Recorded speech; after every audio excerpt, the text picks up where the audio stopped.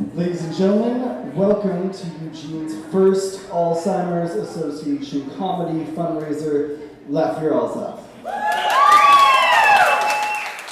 I just want to say a quick thank you to Sam Bond's Brewing Co. for being our host and our venue for the evening. Thank you all so much. Their team, make sure to tip your bartenders. And again, $1 from every drink is going to go to the Alzheimer's Association, so please feel free to get tipsy.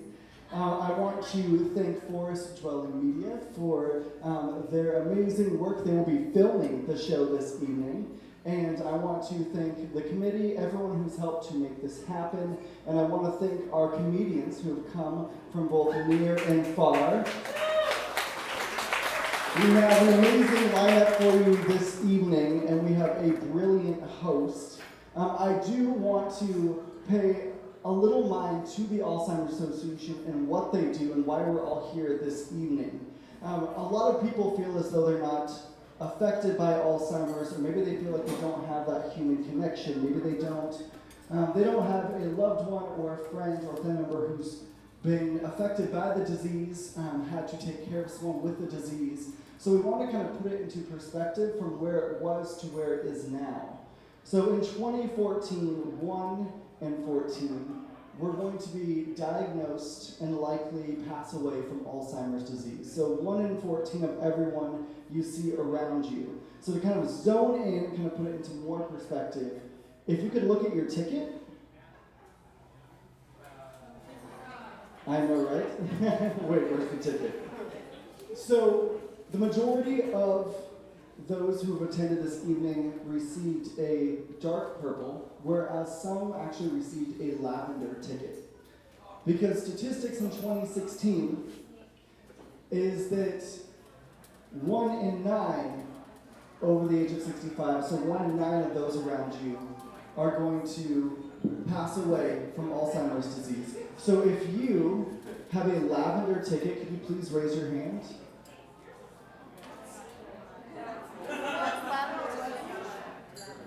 So looking around the room, so lavender is the light purple. So statistics have changed over the years. So 1 in 14 to 1 in 9 in just 3 years. But on the much, much, much brighter side, things like the Alzheimer's Association and our volunteers helping with this event tonight exist, and they work towards treatment and care and finding a cure. And just a few days ago, we found out, a study was released from the University of Zurich, that we may not be within a decade of a cure to Alzheimer's, but within a year or even 2. We found a clinical study that 100% of the second phase 165 participants either stopped or stalled their Alzheimer's disease. And that is doing, and that's amazing. And you being here tonight is a step in that direction. There is a study now ongoing that's going to be across the entire world, over 300 treatment centers across 22 different countries. We are this close to a cure. So you being here tonight is inching us even closer. So thank you all for coming out to Laugh Your Alz Off. So you guys should give a round for yourself, because you guys are literally changing the future of your loved ones, your friends, your family. So thank you all so much.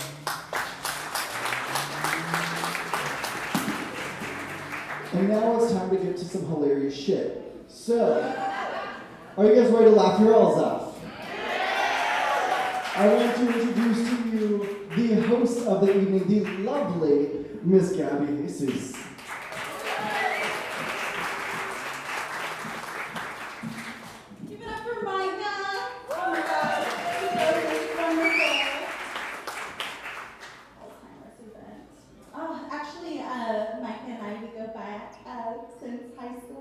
But I don't remember high school. I can remember by the more drinks, the more tickets you get, right? So basically, you know, forget about how much you're tipping tonight and just, you know, just go for it. I'm Gabby Jesus, Gabby Jesus to white people.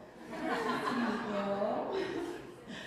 I'm kind kind of look like Dora the Explorer grown up, but addicted to marijuana. It's hard when you live in Eugene, it is. You guys are all from Eugene, right?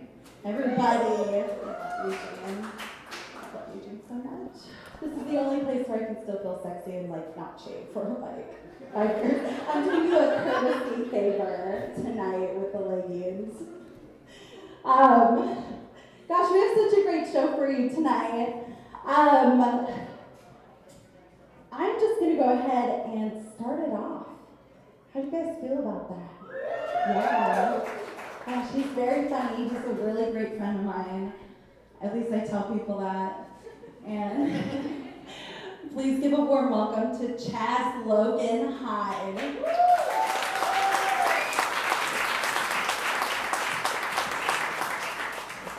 Thank you, Gabby. Hi, everybody. Thanks for coming tonight. It's excellent. Thank you for coming. My name is Chaz. I'm named after an 80s men's cologne.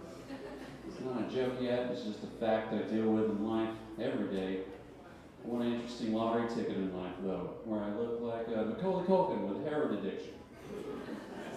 Nailing it every day. It's awesome. He had a heroin addiction. He got out of it. I just grew into this face from a young age. Let's keep it forever. It's awesome. I have some things in common with Kevin McAllister from Home Alone. Like his dad left him home alone, my dad left me home alone too. For 18 years. And then 9 more after that. It's like the weirdest way I could tell you. I'm 27. I'm Chaz, I'm 27. Nice to meet you. Hi. I'm not from Eugene, I'm from Tennessee. I've lived here in Eugene for a year now, but oh, thank God. Yeah, nailing it. But my family seems to think we're all Cherokee for some reason. I guess just based on where we live. But I've looked in the mirror before. That's not true at all. I don't have any. No. I have a Dutch head on a Dutch body. I came out of a Dutch oven.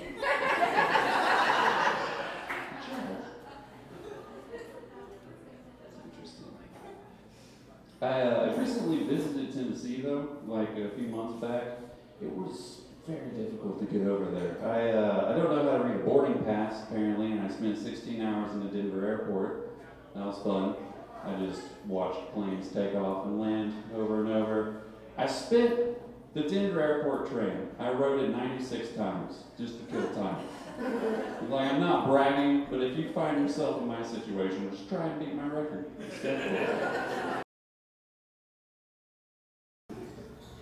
Have you ever been curious about what the invention of horsepower was like? Say like, it was just any other day, 1814, some guy putting a horse on a wagon, and he was like, wait a second, this is like a 1 horsepowered wagon. I gotta tell some people about this. Tells too many people, some asshole in that town's just put 152 horses on 1 wagon. We got the fastest wagon in town, man. It's gonna be awesome. It's got a bunch of confused horses, pissed off town folk. Derek! What are you, man? I told you that in confidence. What are you doing? You gotta leave town. Those were all of our horses, man. I don't know what you are doing. Why is your name Derek? It's 1814. No one's named Derek in this town. What's a phone booth? Where are you going? Where'd the phone booth go? Did you guys see Derek? Derek who? Yeah. Yes. I like this tube that just randomly is going into the stage. It's interesting. I also don't understand why people commit suicide in their garage with their cars, like via monoxide poisoning. Whatever. I never understood that. Why do you want to do it in your garage? You could do it anywhere. All you need is the hose. You could go to a beach, Mountain View top. It'd be real nice. Why do you want to look at boring shit you bought through your life and die to it? Go to a beach, hook up the hose, sit there for a minute. You might have a therapeutic moment. It's like, you know what, I'm just going to go surf. Killing myself in this car isn't a good idea. You guys want to know what another stupid idea was? It's cursive typewriters. I don't know why that was a thing. It all looks like this now. No, it's like personalized, cursive. No, I'm gonna make it mandated. This is how cursive is. Another stupid idea was bloodletting. Scary as a society that we just stopped doing that, like just over 150 years ago. Because we used to be everywhere. That's what a barber shop is now. Like the red and white lines used to stand for blood and bandages. They used to bloodlet in barber shops. It's insane. I understood. It's like, I don't know, you had hiccups, tried to get rid of them, man. Apparently letting out 4 quarts of blood didn't do it. It's weird. I still feel like, come November, we might get a president who's totally down with bloodletting. Talking about Trump. We used to have a president who was into it. His name was George Washington. He bloodlet for some reason. You know what he died from? Bloodletting. He had a headache one day. He let out 6 pints of blood and he never recovered. That was our president. He should have been making the right choices. It's insane. It makes no sense to me. I learned when I went to Tennessee that my uncle is a total Trump supporter, which was terrifying. When he picked me up from the airport, we passed a Trump billboard and I laughed at it, which is what you should do. And he was like, what are you laughing at? And I was like, the Trump billboard, obviously. And there's like 5 solid beats of silence came over the car, and it was just like, well, you know, I was like, damn it, Nathan, you didn't have to show that you're a Trump supporter. Shouldn't have been surprised. He's a guy that still genuinely likes Audio Slave, and it should have been a dead giveaway that you're a Trump supporter still. And I apologize to Tom Morello for that. He doesn't deserve this. He's a great guitarist. This is a fun invention I want to try and sell. Let me see if you know what it's about. Spin it. Pull it. Twist it. Bop it. Bop it. Correct. Oh, it's a fun toy as a child. I'm not a kid anymore. It's not that fun. But I think they could just like take that and just make it like an evil version of Bop It. It's like the fun, hey, DJ voice, just eliminate that, make him a little angrier, and just fucking bop it. Twist it. Spin it and pull it. Bop it. Kill your parents and don't tell them about it. Spin it. Build a doghouse for no reason. Bop it. This is Bop It speaking. What do you think's sadder, that time travel never existed and never will, or that it does and nothing important happened in your life or to merit any evidence of it towards you? Spin it! Hey, it's Bop It again. You know, making a Sudoku puzzle is just as hard as solving one. Spin it!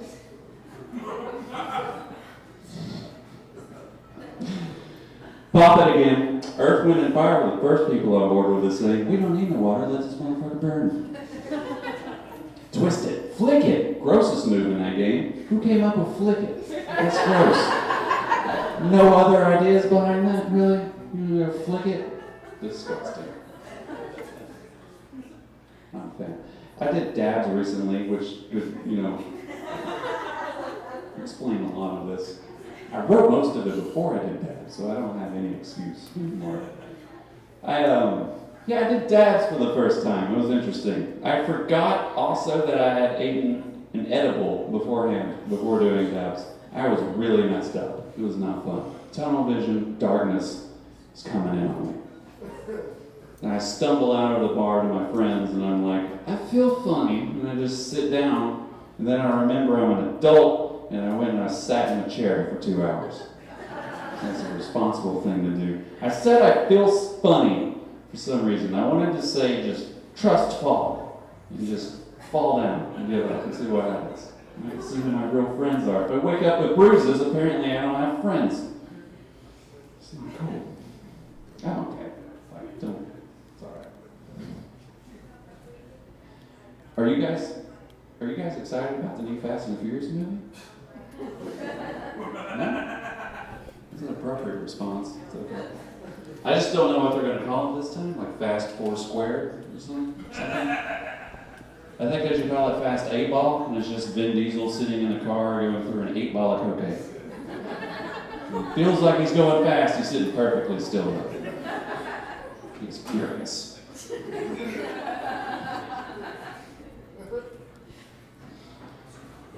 One thing about this town that like shocked me beyond measure was nutria. Do you know what nutria are? Yeah.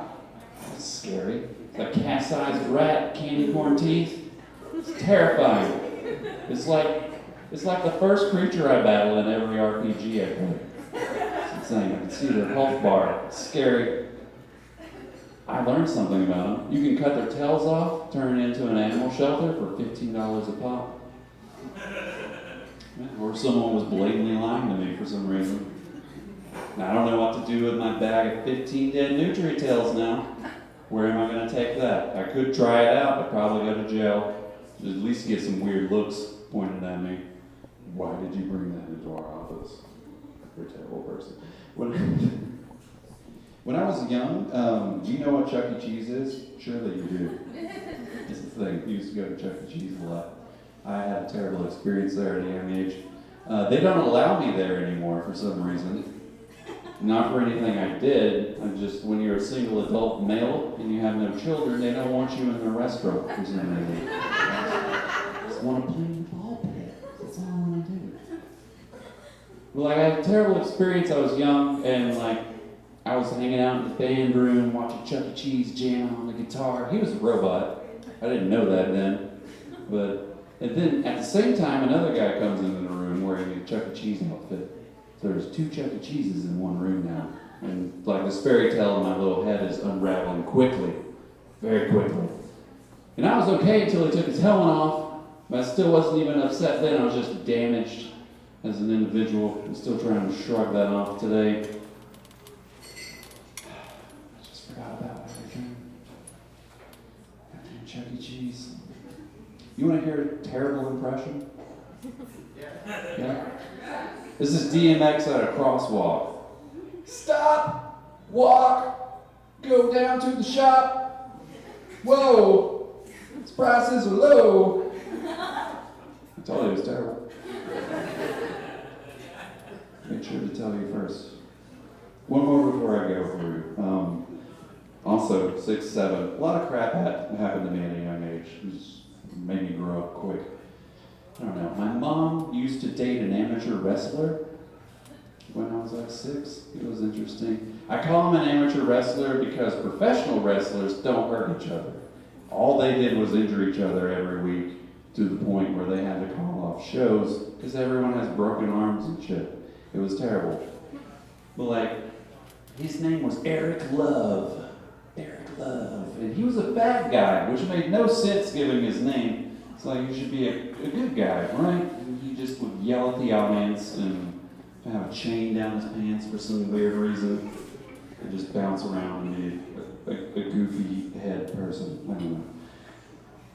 But I wanted to do what he did for some reason. I chose the wrong idol at a young age. And I was like, oh, he bounces off the ropes, cool. And I found some plywood. I'm like, I'm gonna bounce off the plywood and be like him, cool. Did that a few times, too many. It wasn't one piece of plywood, it was 35 pieces of plywood that came crashing down on my 6-year-old soft body. Yeah, I know, that's a weird thing to say, soft 6-year-old body. But I was terribly injured and rushed to the ER. And the only good thing that came out of it, that place got shut down. And it got turned into a hookah bar. Because of me. I did that for my community. It's still there too. And that just goes to show you, you just put effort, patience, try real hard, maybe injure yourself in the process. You can do anything, guys. Absolutely. I think that's all my time, though. Thank you for listening to me, and thank you all for coming, too. Good chat.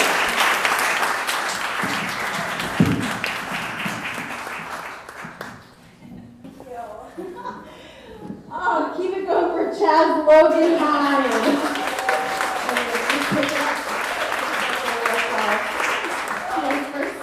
He has 2 first names, and my dad told me never to trust a guy with 2 first names. But I like that guy. Very funny. Oh gosh, you said dabs. You wrote dabs. Dabs ruin lives. Dabs ruin lives, you guys. My issue with weed culture is dabs. and also dispensaries closing early. Because first off, like, who has arthritis? I know. Let's do all the events in one night. My arthritis doesn't kick in till like 10, I'm just saying we wouldn't have this issue if we made the right drug legal. I'm talking about meth. Everyone's paying attention. Better not hooked you in with meth. I'm very excited to introduce our next comic. She drove all the way here from Salem, or Salem is what a friend of mine likes to call it. I'm going to tell you a little about her. She was born in Albuquerque, New Mexico, the meth capital of USA. She moved to Salem, Oregon in April, and she's probably not the lamb from some kind of Mexican cartel. Do you want me to keep going? Don't worry. She's quite possibly insane, and but she means well. Keep it going for Jay Malone.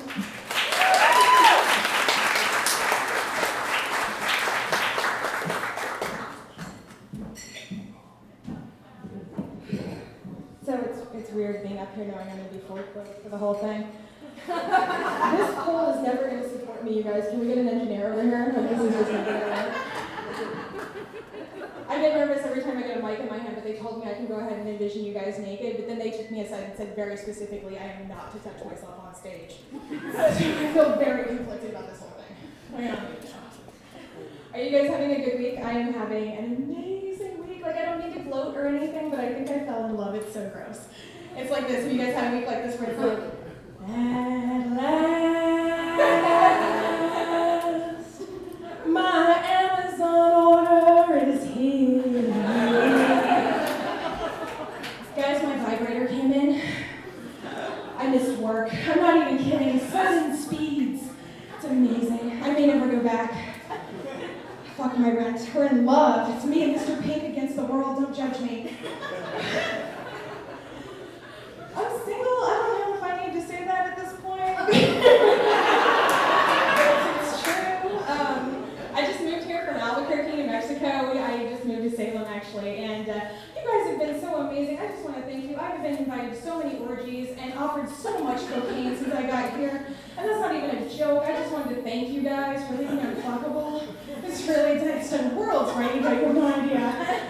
But I'm not really into the, pardon me, I'm not really into the orgies, Because I went to art college and I found out that most group work is one person doing all of it and everybody else gets the glory. So it's just bullshit and I won't be a part of that. So I don't know anybody, it's wretched, lonely, you guys. So I downloaded that app, on your phone where you can find your neighbors and play. Tinder, not Pokemon Go. Because the idea is that you don't catch anything. Right? But we'll see, because Tinder's kind of like Russian roulette, but for your genitals. We'll find out, right? We'll never know. That's what's great about Tinder. And I enjoy it, because you have to be, a certain style of person, I guess, to enjoy it. But I like it, because Tinder is pretty much, once you swipe right, it's pretty much an instant dick pic. And I like a dick pic. I know, ladies, I know I'm in the minority, but I like to know what I'm in for. I'm not a shy and retiring flower girl. I'm a fat kid. I want to see how my dinner's going to be served. And I've never had, a pleasant downstairs surprise anyway. It's never been oh, look, it's a well-lit basement. He's baked you cookies. It is never like that. So it's dark and dank and surprisingly purple for a man who told me he was German. Okay? What is that about? I don't know. I like Tinder because, I met a guy actually, and it didn't go well or anything, but it's useful for this purpose, so here we go. He sent me a dick pic, and I did my due diligence. If you send a nude, or if you receive a nude rather, you should be somewhat polite because nudity is awful. It's vulnerable and scary, and you're naked. It's hard. So he sent me a dick pic, and I said back, "What a tasty sausage, sir. That's a ride I'd like to get on," which is what you do. When I sent him a pic, I sent him a topless pic because I don't send downstairs pics because I'm a lady, goddammit. So I sent him a topless pic. And there's not a lot about about my body I like, but my tits are spectacular. They're Spanish. They're super fancy. So like I said, we'll talk to this kid, and he sent back nice lighting, which is bullshit. Because the nicest thing in my head was not the lamp, you guys. That is bullshit. But I agreed to meet with him anyway because I'm very forgiving and I liked his basement. And so we met up for tacos, and like my dad was Navy, so I'm a good kid. If you book a date with me, I show up showered and shaved and ready to go 10 minutes prior, you know, I'm on it. And like he was cute, and he had a nice basement. So like instead of like the regular shave I do, because I'm all tattooed, that takes like 20 minutes, right? But like I did the extensive shave that you can do, and so like I showed up pristine, ready to go. And within the first 5 minutes, I knew nothing was ever going to happen, ever in this history of the world. But it's okay, you know, I'm a good kid, so I sat through tacos. 2 tacos in, he tells me, I gotta confess something. And I'm like, oh God, please don't. Because I don't like to be emotionally responsible for anyone I'm not going to have sex with. Like, I just don't want to know, like, your hard life story, and I'm not going to see it. And so, he's like, blah, blah, blah, blah, blah, this long spiel. It ends with, but I swear she looked 18. Right. I swear she did. I bet she did, but now I'm sitting bald across the tacos from a sex offender, you guys. It's the worst thing that's ever happened in my life. Ratchet. Right? And like, we finished tacos, I said goodnight and let it go. But right, I got home and nothing happened. And like, a couple of days later, nothing happened. And it starts to go back.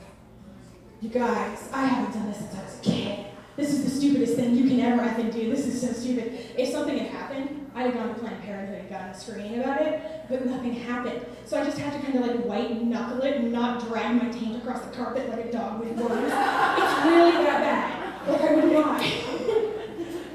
And I have terrible luck with men anyway. You know, it's not just this guy. It's men in general. My ex. And he called me, and I made a mistake of answering the phone. Have you ever done that? Where they randomly call you, and you're like, oh, this can't go that badly. We ended amicably like 2 years ago, right? And we were amicable, we were pals or shit. And then like 6 months ago, before I moved here, like we ran into each other in a bar, and we had like nostalgic sex, where you're like, oh, I remember your penis, and oh, I still have that mole, and you still fucking making that noise, John? God damn it. But yeah, so we had nostalgic sex, and then he called me, and I was like, well, this will go well. I was like, hey, how's it going? He's like, great, how's the Pacific Northwest? I said, it's amazing. The only thing I haven't seen is Sasquatch, but I hear he comes around in the spring to give the kids eggs, so that'll be magical. I can't wait. So I was like, you should definitely come see it. And he's like, oh, I would, but the FAA has put you on the no-fuck list. And I was like, brrr, good one, right? Because I'm like an expert, whatever, I'll take it. But he was like, the FAA is putting you on the no-fuck list. And immediately I was kind of hurt about that because they didn't notify me. I have been breaking that thing all over the place, guys. If there's a fine, I'm screwed. But like it's also because I'm a comic, it started to burn in the other way, where like the construction of it started to bug me after a day. The FAA has put me on the no-fuck list. The FAA, the Federal Aviation Administration. Like, does he think he has a Boeing 747? It's not a commercial flight, John. It's just not, you don't need an airline hangar for that. Right? And then, okay, whatever, I'm a pain in the ass, but like the FAA, the Federal Aviation Administration, doesn't make any damn sense, guys. It should be the CDC. It's the Center of Disease Control. That's the joke, John. That's the joke. Killing me. And it's not his fault. I think that I'm just like genuinely disillusioned with men altogether. And I don't even think it's your fault. I think it's just the advent of the internet, and you guys have just so much more access to porn than it's ever happened. Like, what do you need me for if you got Pornhub on your phone, you know? Like, men aren't desperate anymore. And I rely on a little bit of this desperation to get laid, you guys. Not even kidding. Like, that's the truth. Like, and I know you're thinking, Jane, you're a chick. You can get laid anytime. Yeah, but it's a sliding scale. Like, men can get laid anytime too, but it takes, a little bit of cash sometimes, right? I can get laid anytime, but sometimes it takes a little bit of the homeless. And I'm older now, you guys, and so it's just like, unwashed balls aren't just making me sad anymore. They're actually giving me a rash. It's like, so sad. Alleyways just aren't as romantic as they used to be. I don't know. It's a whole thing I'm going through. I don't really know. Sorry. And a little tip, you gotta know, opposed to something serious because that's just who I am. Let's embrace that. But Tinder doesn't give you enough preferences. Like, it only gives you like location and age, and I need to know more than that, right? And I know you're thinking height, but I don't give a shit about height because there's only 7 inches of your average man that I like anyway, right? Nothing to do with his height. Sorry. Yeah, so I need to know things like, are you a sex offender? Because I've done that one. Like, do you have an STD? I haven't come up with that one yet, but goddamn, we'll see. And then, are you voting for Trump? Guys, I'm half Mexican. If I accidentally blow a Trump supporter, it is over for me. It is awful. That's the only thing that came down the line. Seriously, I've never had a directive from the group before. It's like, stay brown, stay brown, stay brown. Don't blow Trump supporters. Oh God, they're serious about it too. I'm not even kidding. And I feel bad about it too because I don't understand it. Like, you guys would not. This wouldn't happen to the Italians. They brought pizza. It's a melting pot, guys. We brought the jalapenos. You fucking love the jalapenos. We feel deeply betrayed. You have no idea. I don't know. You can build the wall, I guess. Fine, build the wall, but it starts outside my vagina. I'm taking Selma Hayek and Antonio Banderas with me, and we're taking Taco Tuesday. That's just it. You guys didn't think this through. How are you going to get drunk in early May without Cinco de Mayo? I have never met a white girl who didn't like to put on a sombrero and say, "Mas tequila." Never. Gracias. My mom sounds like that. That's not a joke, she really does. Right? And so it's like that. Hang on one second, you guys, I'm so sorry. Okay, so this is where I'm going to switch tracks altogether. It's so scary, right? In my normal time, I'm not a blue comic that talks about dick and sex jokes on stage. Like, in regular life, I have kids and I'm a mom, and no, you don't have to call child services, it's fine. Just let it go, guys. It'll play out on Channel 12 in a couple of months. Don't get involved. I don't know where you guys are coming from. Don't get involved. But my daughter's 18, actually. I had her in high school, and so she helps me write all of these horrifying jokes for you guys. In so much as that she's in the apartment when I write them, and so then I scream, "Rebecca, is this funny? Blah, blah, blah, blah, blah, taint." And she goes, "Oh, God." And I'm like, "Yeah, that one's in."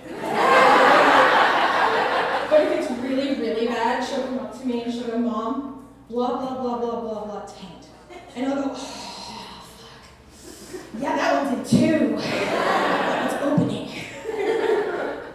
And she's a blast. I just a blast raising her. She's been with me since I was 17, so I have known no other life, honest to God. And she's great. Together we raised my 5-year-old son, Charlie, who's amazing and precocious, and like this cute little blonde-haired, blue-eyed guy, because genes are neat, and my mom's white, and so he's a white guy. So I take him to the park, and I look like his nanny. People are like, "What service are you with?" And I'm like, "I made that." No. And they're like, "Should we call child services? Take a picture of that kid. He's missing." And he's amazing. He's 5, he's I don't know, he's mature for his age. He wants to vacuum and help me with the dishes and stuff. So the other day he was like, Mom, can I use the scissors? And I was like, absolutely you can use the scissors. Just watch out, And he's like, "Oh, Mom, don't worry. I won't cut off my weenie." And I was like, "Yeah, please don't, but could you also watch your fingers?" My stepdad was like, "Well, at least he's got his priorities straight." Which is true. But he has really questionable scissor technique, you guys. Like, I'm not even kidding, that's not okay. It's interesting raising him because he's a little white guy, has 2 women. Like, me and his sister, I don't think that I'm 2 women. Like, I know that I'm like roughly the size of 2 hot chicks slammed together, but I can't figure out how to get them separated yet. Fuck it, at least they're hot. Cool. It's like I ate my adult twin, right? Whatever. Delicious. That's basically my family. My daughter, she identifies as bisexual, which is totally fine with me. I don't know if you guys have kids or not. But I chose an approachable parenting style, and what you want to do is you want to go with cold and withholding. That's what's going to get you out of hearing about their sex lives later in your life. You're going to thank me for this, I promise you, because it's amazing. Like, I chose approachable, and now I want to hang myself if I choose that part. Just so you know.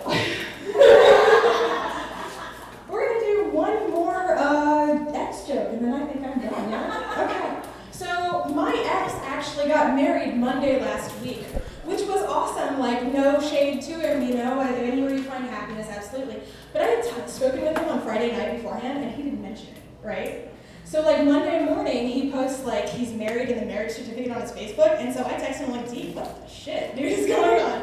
He's like, I just met her. She's here from Spain on a travel visa. We fell in love. I've known her 10 days. And I was like, oh God, D, fine, do this, whatever. Like, I get it, she's here, she's hot, she's on a travel visa. Okay, so you're here 10 days, you meet a white guy, he's an American, right? And I know I'm not allowed to say ink for baby because it's racist, but like if she doesn't drop one in the next year, like I owe my mom $50. He's no prize. That's gotta be it, right?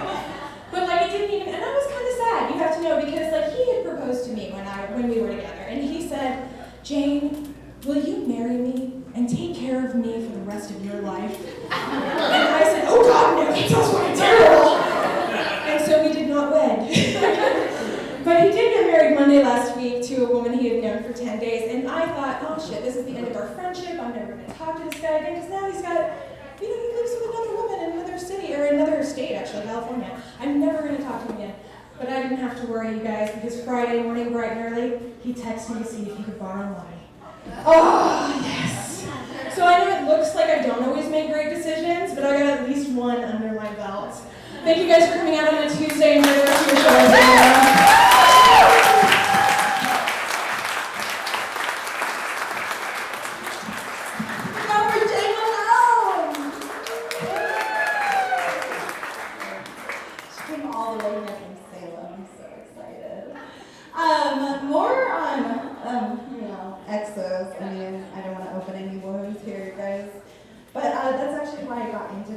Because I was in abusive relationships for many, many years, and I'm just so thankful that they never pressed charges against me. I'm so thankful. And they're not, I don't call them DPs anymore, I call them DAs, because, you know, it's all about the angle, right? You can't just, like, come in strong with the aerosol can, you know? I know you guys are pretending like you never seen the DP before. Actually, I've been practicing safe sex by deleting my Tinder account, and I just want to say to the people on Tinder, no matter how hard you try, you can never swipe away painful memories of your ex. I'm so sorry, I just can't. It's for keeping the dog. It's for taking my favorite sweatshirt. It's for saying, let's try anal, you know? No, actually, I did have some weird occurrences on Tinder, and one of them was a guy asked me if I squirt, and I was like, no, I Dr. Pepper sometimes. He's just like really into soda, you know? Ladies, if a guy ever asks you to squirt, just say, not today, buddy, I'm Canada Dry. I'm not playing your fucking soda challenge.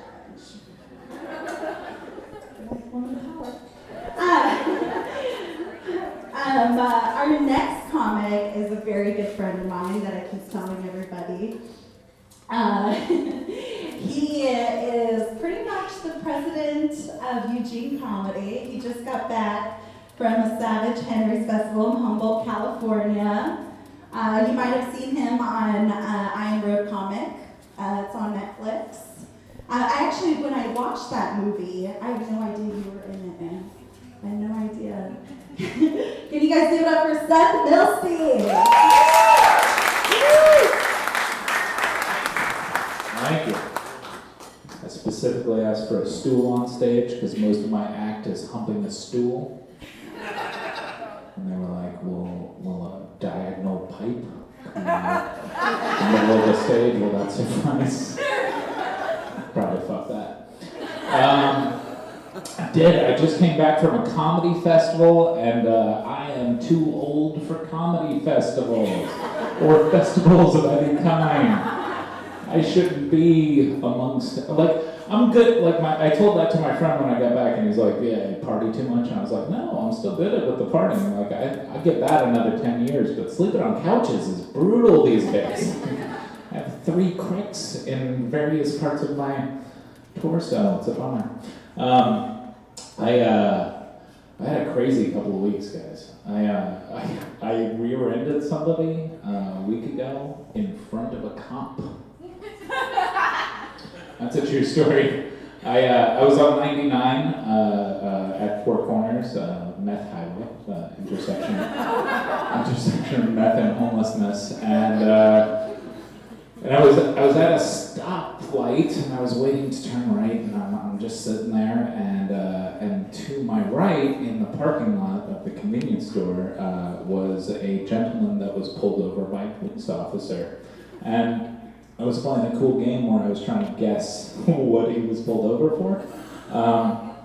Because teeth-wise, very methy.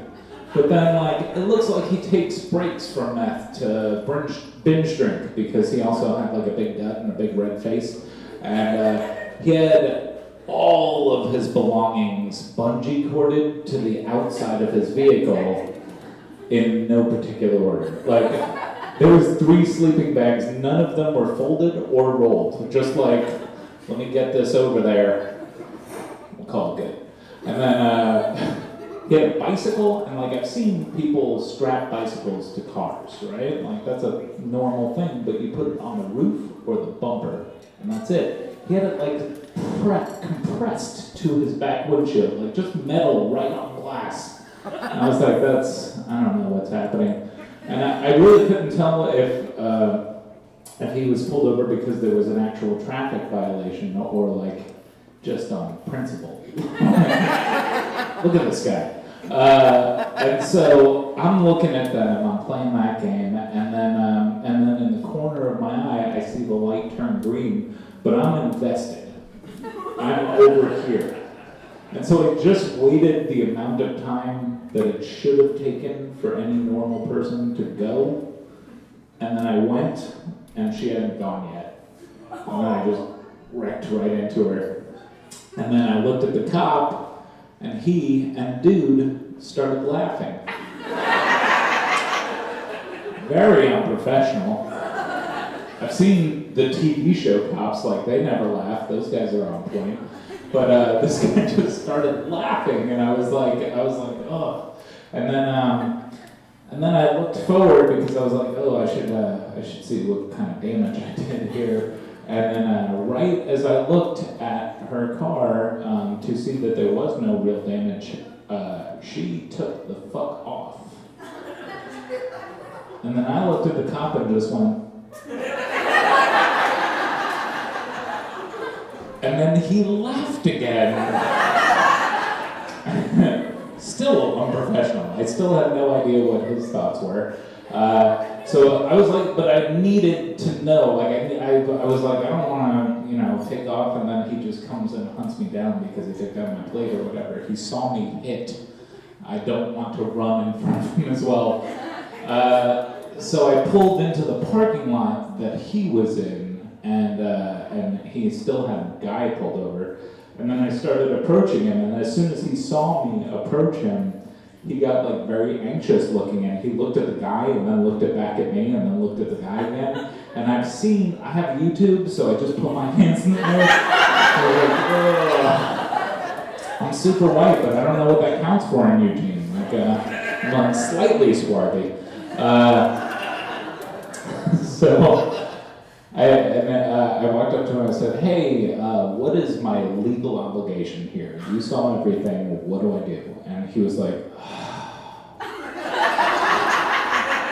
hold on, let me talk to this guy for a minute. And then he went and had a conversation with that guy that I couldn't hear. And then he came back and he was like, look, here's the deal. I can take down your information, but you have to tell me right now. And he said it in a specific way that I knew that there was an answer that he was hinting at that I should use. He said, you have to tell me right now if you want to press charges on that woman for a hit and run.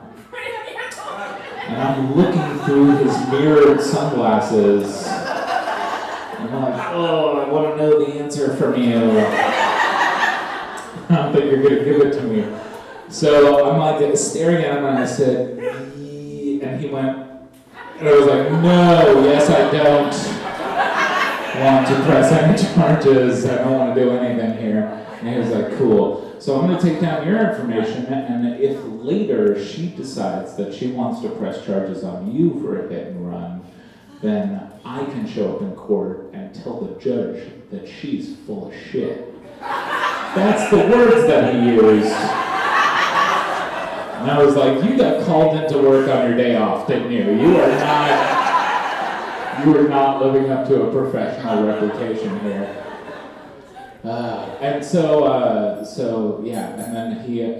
So we're having that conversation, and I'm giving him my information, and about that time, the guy gets out of his car, and I was like, oh no, I'm about to witness a murder. That's what, I'm about to see a YouTube video live with police and guns and people. But then he was white, so it was cool. But he got out of his car, and the cop said, hold on a second, to me, and then just looked over at the guy and goes, get back in your car, Scott! So here's what I know now. They have a rapport. Like, they are on a first name basis, clearly. I was like, oh, that's, and then Scott, because now I know his name too, Scott goes, I want water! And then again I winced because I thought he was going to get shot. And then I watch YouTube a lot. Facebook, social justice warriors. Okay, and then the cop looked at Scott and said, I'll get you water in a minute. Did you guys know that cops will get you water? Like, that's fucking amazing. I'm asking for coffee next time. You know they have. But then I just got to go on my way, and like the worst part about that whole experience is I never got to see what happened to Scott. Like I wake up in cold sweats in the middle of the night, and I'm like, what happened to Scott? I'm super excited to be doing I like when you get to do comedy for a cause, and I didn't know that we would get to contribute to the cause by drinking until I got here. It's like, alcoholism is winning, yay! I wrote a bunch of jokes about Alzheimer's. I can't remember any of them. I feel like I smoke pot. That's kind of in the same ballpark. I feel like that should be like a double negative cure or something, but it doesn't work that way. But I smoke pot too much, and like I live in a state that now it's legal to smoke pot, and it's fucking up real bad. Because here's the thing: we made it legal, and now we're just trying to make it the worst. We're like trying to make it like dabs. I don't remember who was talking about dabs earlier. But they exist and they shouldn't. That's because somebody was like, "Hey, let's make pot as potent as heroin." And guess what? Heroin's still pretty fucking potent, everybody. Like, you do not need to turn other drugs into other drugs. Pot's for people that didn't want to do heroin, and it has a very similar effect. I'm 3 days hungover from doing one dab over the weekend. But yeah, I write for a magazine that's based out of Humboldt County. And when I started writing for the magazine, I started doing a monthly column. The editor of the magazine said, so here's how payment works. I can either give you $10 a month, or I can buy you 3 tacos and a beer every month. And I checked the rate for 3 tacos and a beer, and it was $11.50. So that's what I went with. And so once a month he comes up to Eugene, and he buys me tacos and a beer, because that's what 400 words will get you in modern journalism. Print is dead, everybody. But so yeah, the last time he was in town, he brought like the mascot of Humboldt Comedy, which is this guy. His name is Matt Redbeard, and he is a big fat guy with a big red beard, and he has his own name tattooed on his knuckles. I have to assume that he's been high enough to forget his own name. So we were hanging out, and they said, "Hey, this time we brought edibles."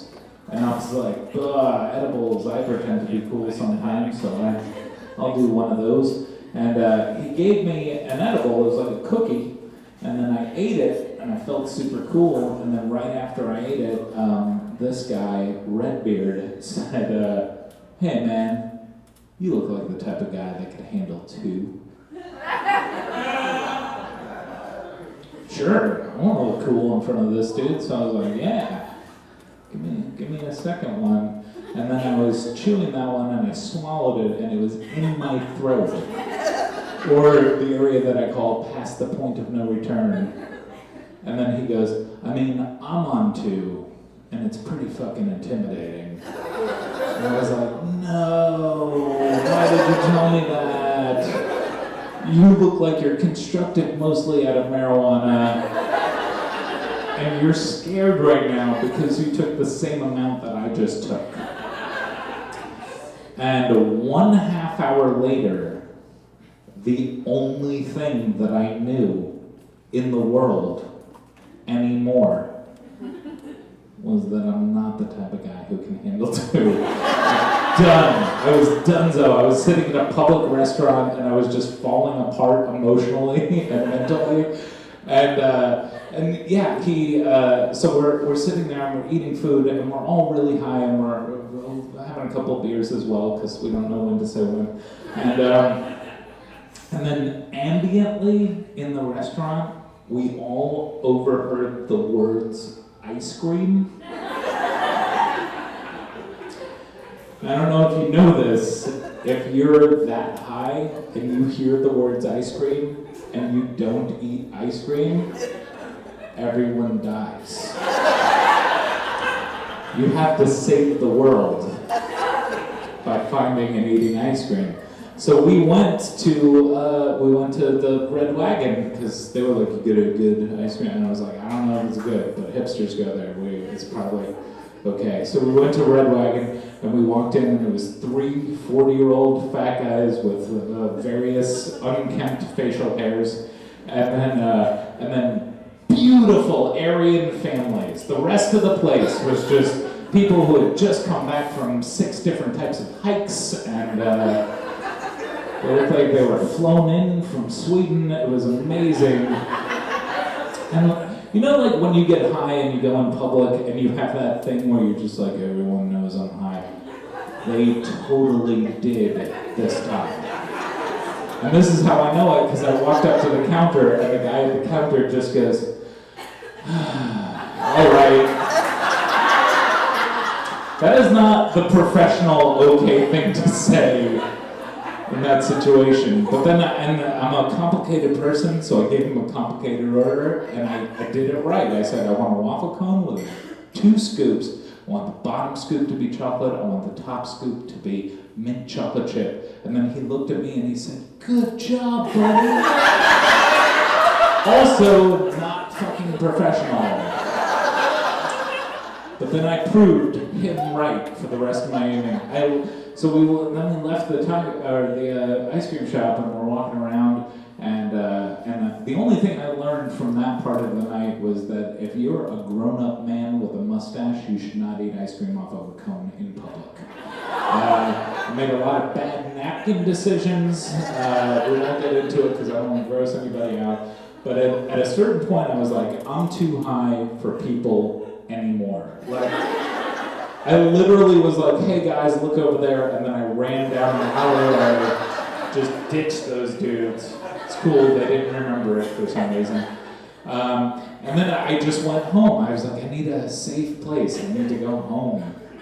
And I got home, and then remembered that I have an entire family that I have to interact with on a much more intimate level than I was anybody. And so I walk in, and my 9-year-old son was watching one of the Jackass movies, and I did not want that to be happening. But I was also in no position to exercise any authority over anybody. So I just looked at him and I was like, you shouldn't be watching this. And he was like, but I want to. And I was like, well, that seems like a pretty good reason to keep watching this. And then at a certain point, I was just like filled with panic and dread. And I remembered, oh, like here in this one building on Earth, I'm the boss. And I stood up and I just said, bedtime. And everybody just walked out of the room and I was like, fuck yeah. Stone Dad, winning again. And then like a minute goes by and my son comes back in the room and he goes, cool, I finished brushing my teeth, time to read. And then I remembered that 90% of bedtime is me reading words from a book and then saying them aloud at the same time. And I got terrified because I did not know if I had the ability to do that. And I think that he didn't know either because he said, Dad, what's wrong with your eyes? And I said, what do you think is wrong with them? And he goes, they're not open. And I was like, how about now? No? Okay, I'm tired. And then I laid down, I pulled out the book and I started reading, and it turned out I could read just fine. It was totally cool. The problem ended up being not that I could not read the words out loud, it's that I got way too emotionally invested in the story, and I was having like I was having a moment, I was having a breakdown, and at a certain point I just started sobbing, and I was just like, what is Dumbledore being so distant with Harry right now? He clearly looks to him like a father figure. Dumbledore knows everything. He knows this. Harry's so confused about the Order of the Phoenix. He's having a crazy wizard hunting him down. What the fuck? And then I freaked out because I was like, oh, my son is watching me cry right now. And I looked down and he'd fallen asleep. And it was nice to know that the sound of Daddy sobbing would put a child to sleep. But also I had given him a cookie too. So, anyway, that's all my time. Thank you very much.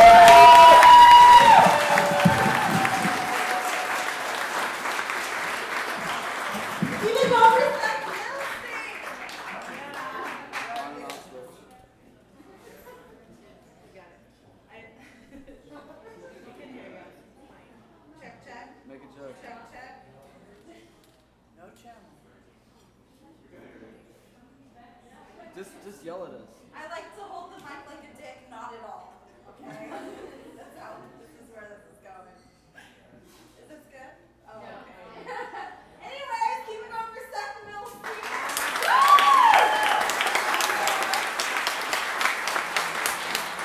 Oh, are you guys laughing your alls off? Do we need an intermission or should we keep going? Keep going! Awesome. We're gonna get somebody to fix this. Anyways, our next comment, she throws an event at Jambon's Garage every month, Leap and Funny, if you haven't heard of it. Check it out. It's my first Swedish comedy gig, and it is amazing. Also, Leigh Anne Jasheway has been performing stand-up comedy longer than all 3 of her marriages. She has been chosen both the 2nd and 3rd funniest stand-up comedian in Eugene. What up? By Eugene Weekly, and hopes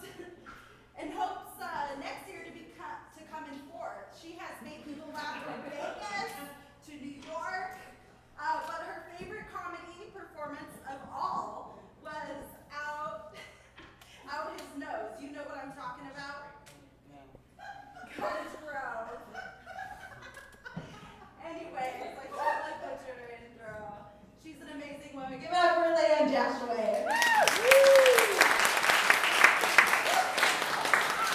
Thank you, Gabby. Give a hand to Gabby. I gotta say, whoever came up with this is the exact angle for a woman my age to use as a stripper pole, so thank you for that. Because first of all, we can do most of it sitting down, and then when we do need to get up, we have something to hang on to. So, you know, we used to perform comedy at what was that place on Pearl Street that had the fetish called Diablo's? And we had this tiny little stage with, how many of you have ever been to there? Downstairs, okay. It's a tiny little stage that was black and white with mirrors with butt prints on it in the back, and there was a hole, and so I complained because women frequently would wear heels and we'd fall in the hole, and so they brought the stripper pole back, and so one of my comedians came up with a bottle of Mendez and cleaned it off like this. It was fantastic. So it is delightful to be here. I love the weather change. I gotta say, I'm originally from Houston where we have one season. It is hell with high humidity. And so I'm happy to live in a place that has 4 seasons, and I'm okay with the fact that those are rain, heavy rain, drizzle, and road construction. Drizzle is my favorite because I look a lot younger when it's fuzzy outside. So that makes, but God, the summer just went by faster than like Donald Trump changes his mind about what he just said. That is totally. And they say as you get older, time flies even more, and that is true because it seems like one minute you're graduating high school and the next minute you've been reincarnated as a tree sloth in a jungle somewhere. I would be so lucky. I'm coming back as one of, you know, those flies that go around like this, and like the Indianapolis 500 in the middle of the living room. That's what I'm coming back at. I always feel so bad for them. They have so little time on Earth and they're flying in circles. It's like, I want to sit them down and go, look, you're wasting your life. You just need to go in a straight line. Is fly life counselor a thing? I could totally do that. I could be the insect whisperer. Yeah, but I did get an opportunity to get it this summer, to get by some water and just turn the universe over, you know, let the universe take the wheel. Sure, it was a 3-minute drive-through car wash, but it felt rejuvenating while I was there. She gets me. I like her. I'm thinking about doing it again. I did spend some time in Florence, Oregon, not Italy. I don't have Italy kind of money. I don't have yachts kind of money. And I laid on the beach in my swimsuit, and I know that sounds crazy, but I have been in Oregon long enough that I've made myself a bathing suit. It is flannel with long sleeves, with a hood, which is really important, and detachable hip waders. I gotta say, I rock that look. You should see me.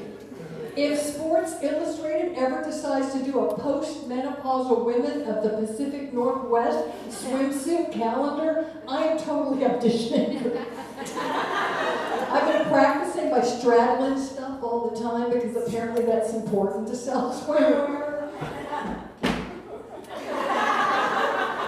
I've been working on my come hither look. I know really it's more of a she needs her meds adjusted look right now, but I said I was working on it. I really like the weather on the Oregon coast because I'm not supposed to be exposed to sunlight because I'm a natural redhead. That is what it says on the box, so you gotta be careful.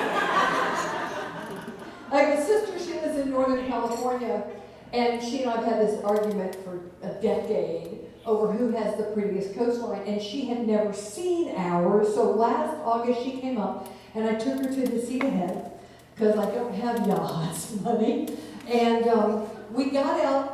It was the perfect, I have to say, it was the perfect day on the Oregon coast. It was like 57 degrees, low-hanging fog, just a little bit of drizzle, wind blowing about 30 miles an hour. Day. And we get out, and the first thing she does is whine. It's too cold. It's too windy. There are no tan people here. It might have been partially my fault because I did not discourage her from wearing a bikini. And it wasn't even flannel. What was she thinking? But I tried to calm her down. I gave her my Gore-Tex parka. And I said, look, Renee, people don't go to the Oregon coast to tan or work on our beach volleyball. We go for the free exfoliation. This skin would cost thousands of dollars at a dermatologist's office. And I happen to know she still has her ex-husband's name tattooed on her upper hip. So I just sent her to the South Jetty in Florence. Told her to stand there for 2 hours and that thing would sandblast right off. The Oregon coast, beautiful and cost effective.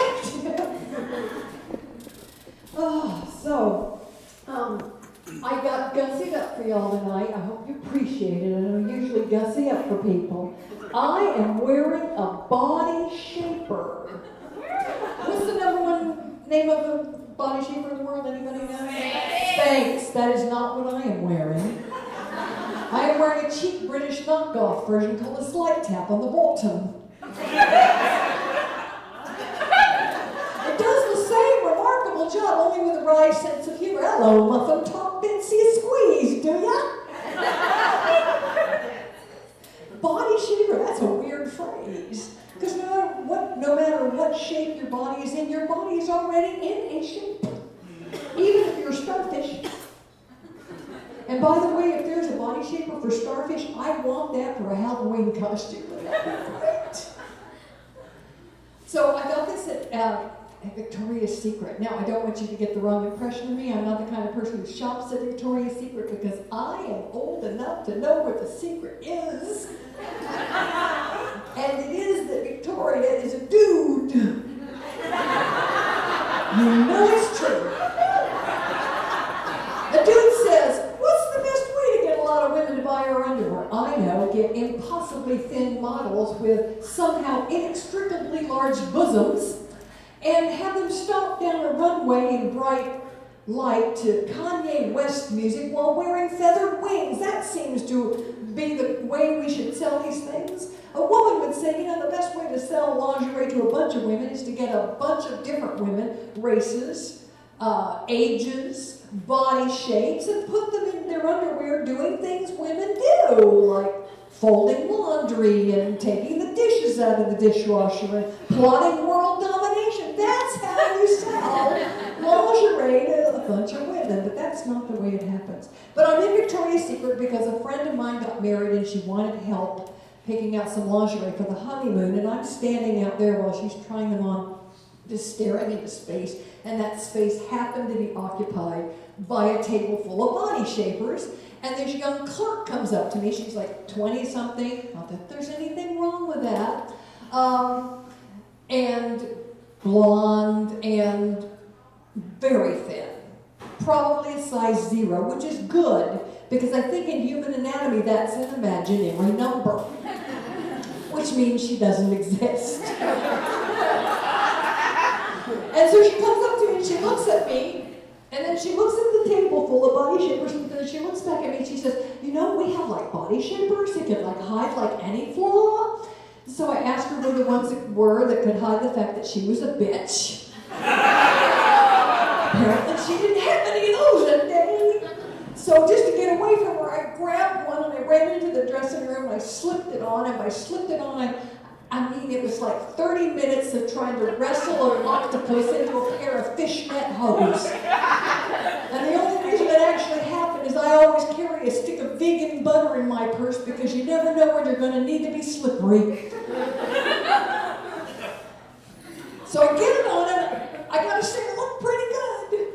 And I noticed there's a little tag hanging from the side, so I'm reading it. It says, guaranteed to make 5 to 10 pounds of your hips, thighs, and stomach disappear. And I went, if only I were stupid enough to believe that. Because I'm a smart girl and I remember Newton's third law. Anybody Newton's third law? For every action there is an equal and opposite reaction. So 5 to 10 pounds of me is missing from my hips, thighs, and stomach. It's got to show up somewhere else in the universe. And it's not going to be a little less size 0 out there because she's a figment of my imagination. So I do a little twirl looking for it, and my ass fat slapped me in the face. Because it's hanging out from under my armpits, which is not a good look on me. But you tucked everything in really well tonight. We should be safe as long as I don't move quickly. So that's that. So I did write a little bit about Alzheimer's because I actually have some experience. My former mother-in-law had Alzheimer's. She died of Alzheimer's disease. And one of the things that I know is that people with Alzheimer's, we always think about them not remembering stuff, but it's the removal of the social filter that I remember the most about my mother-in-law. My mother-in-law called her disease Alzheimer's because she was preoccupied by the rear end of the world. And I think this is because, and this is true, her gerontologist was a guy named Dr. Butt. B-U-T-T. And so she did not like Dr. Butt. And one day we're sitting in the waiting room because I took her to all of her visits, and she sang a little song called Dr. Butt is a Butt. And then she got everyone else to sing it with her. But I refused to play the ukulele on the chorus because a girl's got to have some standards. And one day she escaped from Dr. Butt's office while he went to look for some lab work, and I was in the waiting area, and she comes running through the backless paper gown with purple latex gloves on her, and she says, "You're driving the getaway car." And I said, "Okay, I am." She lived in an Alzheimer's care place with a guy named Bob. Well, not with, he was in the place with all these women. I think Bob was the only man. Bob never zipped his fly, and he went up and grabbed every woman's butt from behind. I don't think Bob had Alzheimer's. I think Bob was a smart man and had everything figured out. The worst part about when you have somebody living in an Alzheimer's or dementia care place is they have a keypad to get in and out, and I can never remember. And I was always afraid that was a sign. But I am pretty lucky. I have gotten to my age, which in base 19 is 32. That's right, I'm a nerdy girl. I did the math. I was on the slide rule team in high school. I know by saying the word slide rule, I'm dating myself, but I was dating myself then too. So some things have not changed at all. But I have made it to my age, and I still, when I go walk into a room, I never wonder why I walked into that room. So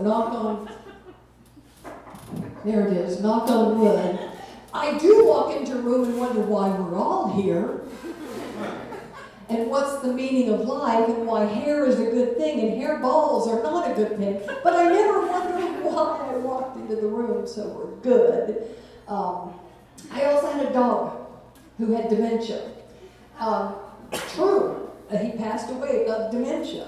Now, with a dog, it's harder to tell whether they can remember stuff. So he walked into things all the time, and he would just stand and be very, very lost. It was very sad. I did find a little herbal remedy that really helped, and no, it was not marijuana, although that is what I tried first. Do you know how hard it is to get a dog to hold a joint in his paw? Virtually impossible. And you can teach a dog to do many things on command, but inhale is not one of them. It just doesn't work that way. So I am single. Did you figure that out by now? Or as I like to call it, free range. Although we don't range very freely. I mean, I like go to the mailbox, peck at the ground a couple times, come back inside.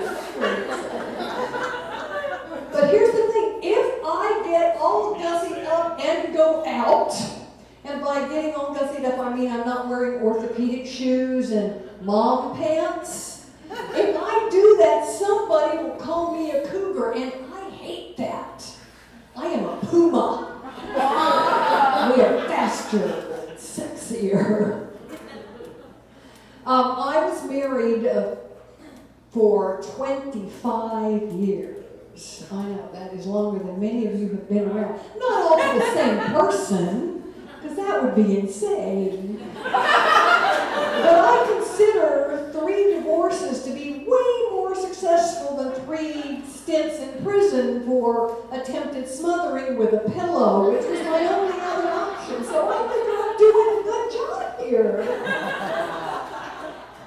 There are a lot of advantages to being single, and I am really mad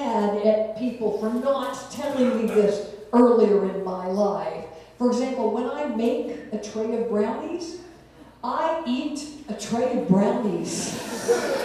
Same goes for margaritas. Although it can be hard to drink your margarita from a tray, if you really concentrate, you can get that stuff done. Are you telling me? No? Okay, I can keep going. Okay, 5 more minutes. So, unlike the younger women in the crowd, I do not Tinder. I consider it to be a good evening erasing people from my Facebook friends. It's the same thing, right? You're not a friend. You're a Trump supporter. You're not a friend. It is hard. It is hard to be a woman my age and date. For many reasons. One is that I don't want to generalize here, but I'm going to generalize from my personal experience. Men my age, who I have met, seem to want one of 2 things in a woman. A college cheerleader type, to look at the arm candy and make them feel masculine and virile. Or a sedate, settled, middle-aged woman to see them off into their golden years. And I gotta say, I am totally not ready to put on that cheerleading outfit again because somebody always gets hurt. And it is never me, because I am double-jointed. And I don't understand the whole, I came from a time when you actually made eye contact on a date, so I don't understand a lot of what's going on and seems to be dating these days. If I'm going to get dressed up and eat dinner with somebody and tell half lies about myself, I want there to be a paying job at the end of it. Not just another kind of job. I was at a concert with a friend, and we were talking, and this guy I kind of know came over, and at one point the band started gearing up again and got a little loud, so he leaned in to whisper something to me, and he put his hand on my knee, and then he left, and my girlfriend later said, "You realize he was getting fresh with you?" And I said, "Really? I thought he had just lost his balance and was trying to get back up." Because that's what happens to men my age. All right, so I don't date. I go to the Eugene airport once a week to get patted down. It's a lot less commitment, emotional and financial. And a first date is, a first pat down is kind of like a third date. They're getting pretty far.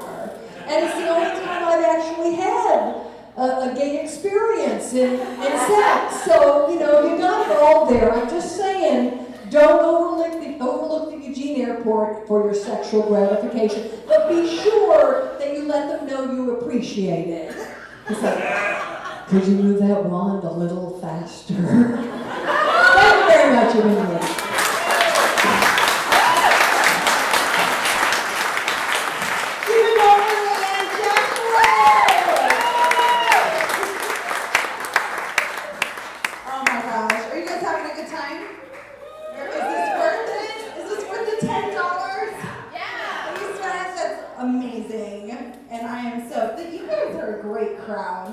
You guys are a great crowd. We're not going to remember any of this, but it's a great crowd. Okay, let's bring on the real comics.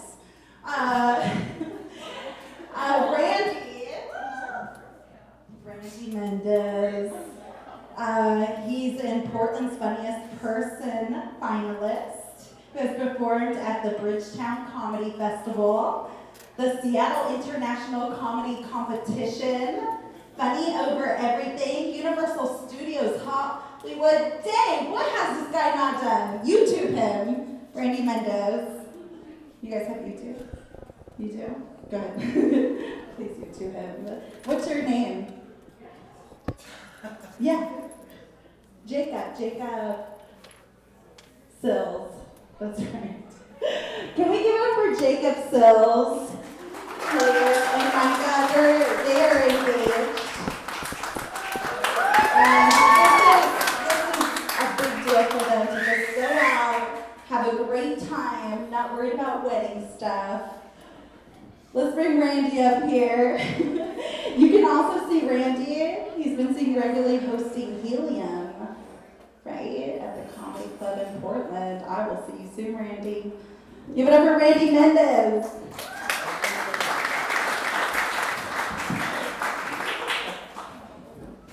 Hello! How are you guys doing? It's been a long night, but you're still here. I appreciate that. I'm a little out of sorts. I spent the 3-day weekend with my parents, which is always 2 days more than necessary. I don't know if anybody here has crazy parents, but if you do, did you do that thing at about like 24, 25 where you just stop for a moment and like, okay, it's not hereditary. Oh shit, oh my god, I was so worried that like my mom used to be like a normal human being, and then at some age she was just like, chemtrails! And like, oh god, I thought that was gonna be me for a minute. Like, here's who my mother is. When I first moved out of the house, I was 18, moved out, I didn't know how to adult yet, so I was super broke and I was donating plasma so I could get money to go to the expired food store for groceries. And I became super emaciated, like 98 pounds, and my friends saw me, they came for a visit, and they told my mom, and she called, and she was like, do you want me to send you food? And I'm like, no, I want to live on my own. I'm proud to be doing this by myself. I'm eating ramen noodle soup every day. Technically, I'm alive. I'm happy to be doing this. And she's like, I can send you food. I'm like, don't feel obligated, but if you want to, that's fine.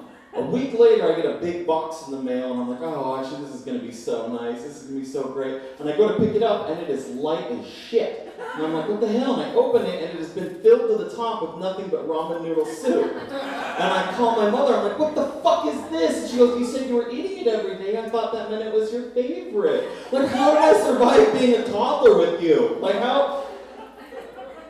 She's a special lady.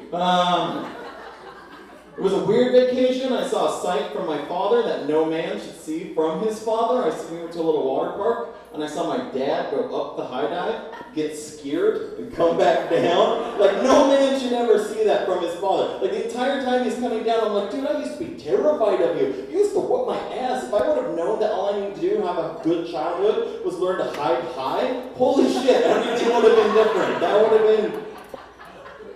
And I do feel bad for him because he's this Mexican dude. He came up here and he was expecting to start like this Mexican brood of like Latin men. And then like I came out and I was like, I love Cabbage Patch Kids. And he's like, what the fuck, America? Like, this is...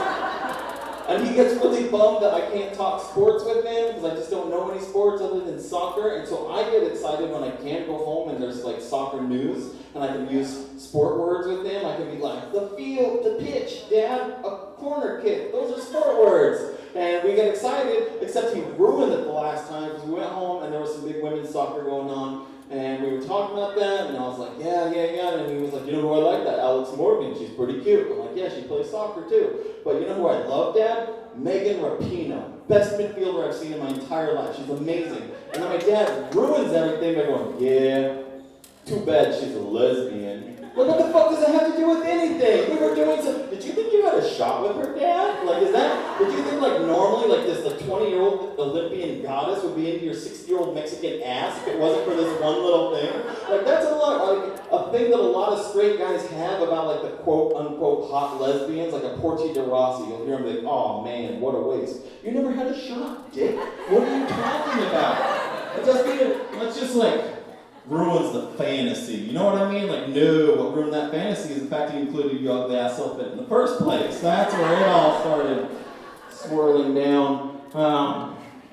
It's weird because I'm a father now. My daughter's about to start school in an hour, so I'm going to try to not cry. It's weird. I hate it. I hate it so much being dad. Here's the thing. I always thought I hated kids and I didn't want any, and then my wife told me I was incorrect. And we made this thing.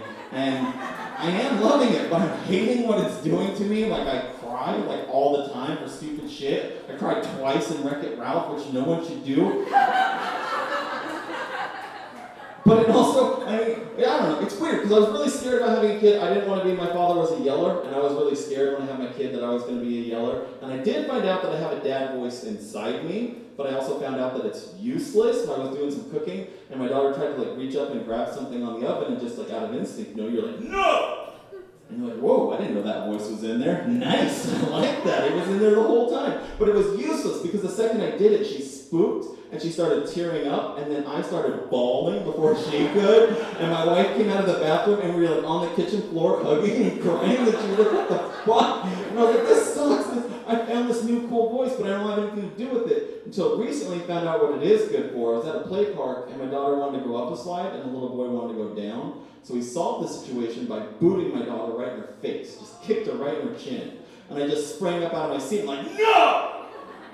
You guys have no idea how wonderful feeling of power it is to scare the shit out of 12 little humans at the same time. To just see like all their little eyes go around and look at you. They're like, why am I not doing this every day? I'm sad. Just walk by a play park. No! Like Daddy needed validation. Sorry.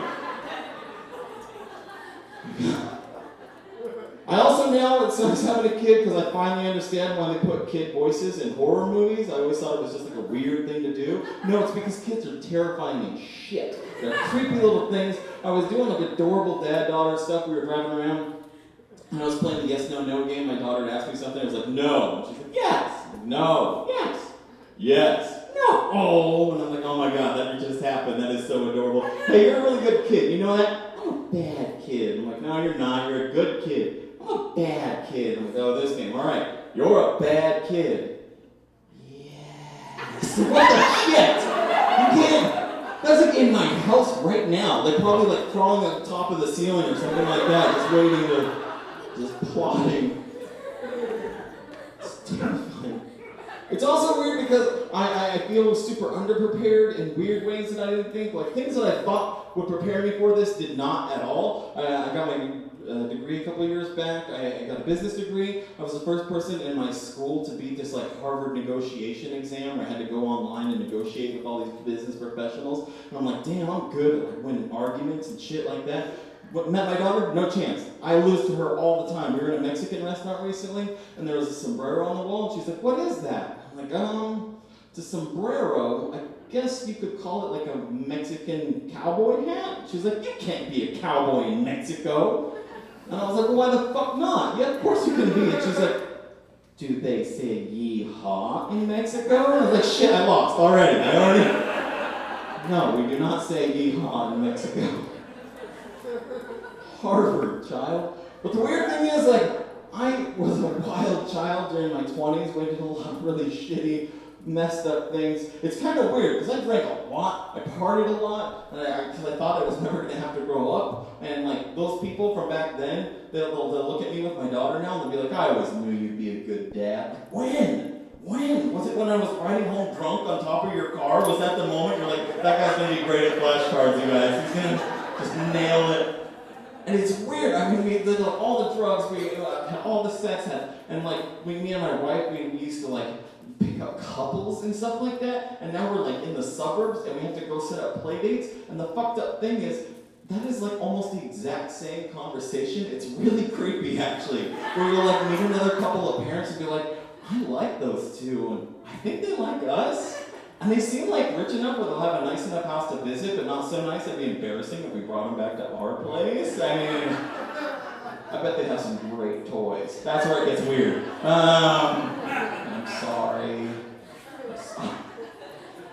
This is why I was really happy to leave my last job, because I was worried I was becoming a bad influence on them. It was my first office job, and I worked with a lot of people in their 20s, and I'm in my 30s, and they were starting to be like, we don't know if we're really doing things right. You have really cool stories. And I'm like, no, that's a good thing. They're like, your stories about like drugs and hitchhiking and sex. And I'm like, yeah, but that's because you guys are making good decisions. I'm in my 30s and I work with you. Like like my stories are funny because I lived. I shouldn't have lived for like a good majority of them. Like the first time hitchhiking, I should have died. Like the first time I ever went hitchhiking, I was 17 years old. I was working in John Day Dam, but I lived in the Dells, which are like 50 minutes apart. And I was like out there, and I got sick of my job, and I was like, hey everyone, fuck all of you. I quit. I'm sick of this shit. I quit.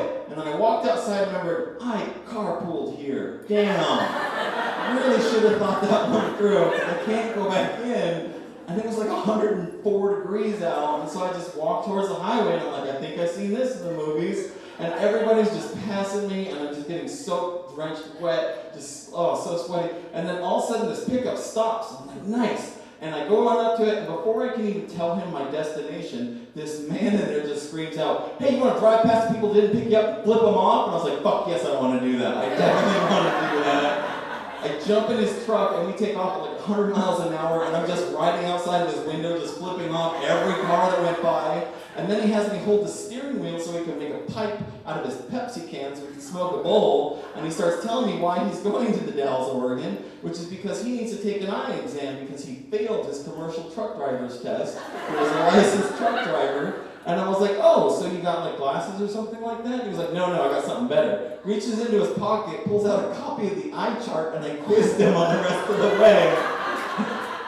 That man's on the road today, probably somewhere with you. I should have died. Yeah. So stupid. It was so dumb. That's the thing that like, these kids don't get. Is they're like, oh, they sound like fun stories. And I'm like, but they would have, like, if any of them had resulted in death, they would have been so useless and stupid. I remember me and my friends decided we were going to vandalize a Pier 1. We were going to get drunk and do it. And we decided, like, we were going to climb up. And for some reason, we decided to get drunk before we climbed up instead of on top of there, which meant that I got about halfway up and fell down and landed in, like, the perfect spot. Like, there was one spot of grass around all this concrete, and I was like, ha, ha, ha, ha, and then I got up and went up again, and I've always thought about, like, what if I fell that second time, and that time didn't hit the good spot? Like, someone would have had to inform my mother, like, your son is dead. He fell off a Pier 1 twice. He was fine after the first one, totally good, just a fucking idiot, sorry. Really, you're a special person. It took me a while to actually, I went to school right now when I got out of high school, and then I angered out of that, and then I went again. I graduated just a couple years ago, got my bachelor's. I'm the first person in my family to do that, which is kind of cool. But calm down, I was in my 30s. It took like way too, like, here's the thing that sucked about it. I went to graduation, and my mom pushed me into it, and I was like, fine, I'll go. But the median age at this school was like 32. Those of us that tried it life failed and had to go give it another shot. They had the nerve to put up as a commencement speaker a 22-year-old kid who went up and said all the things you would expect the 22-year-olds to say. Like, when you guys get out in the world, we were there, whooped our ass, that's why we're here, dipshit, thank you. That's adorable. You guys are gonna get out there, you're gonna change the world. No, we just want benefits this time. That's it. That's 100%. Do you have benefits now? It's my first office job. I've never worked in an office before around adults during the day. It's weird. I'm really proud of myself for the smallest victories of me behaving. Like the first week I was there was 2 coworkers that shared snacks, and one of them shouted out to the other one, "Are these my nuts or yours?" And it took everything in my body not to go, "I think they're D's." And the most embarrassing part is I was so proud of myself for not doing it. Even though the only way I didn't do it was sitting at my desk going, shut the fuck up, you're an adult, you're an adult. You own a human, you shut the fuck up.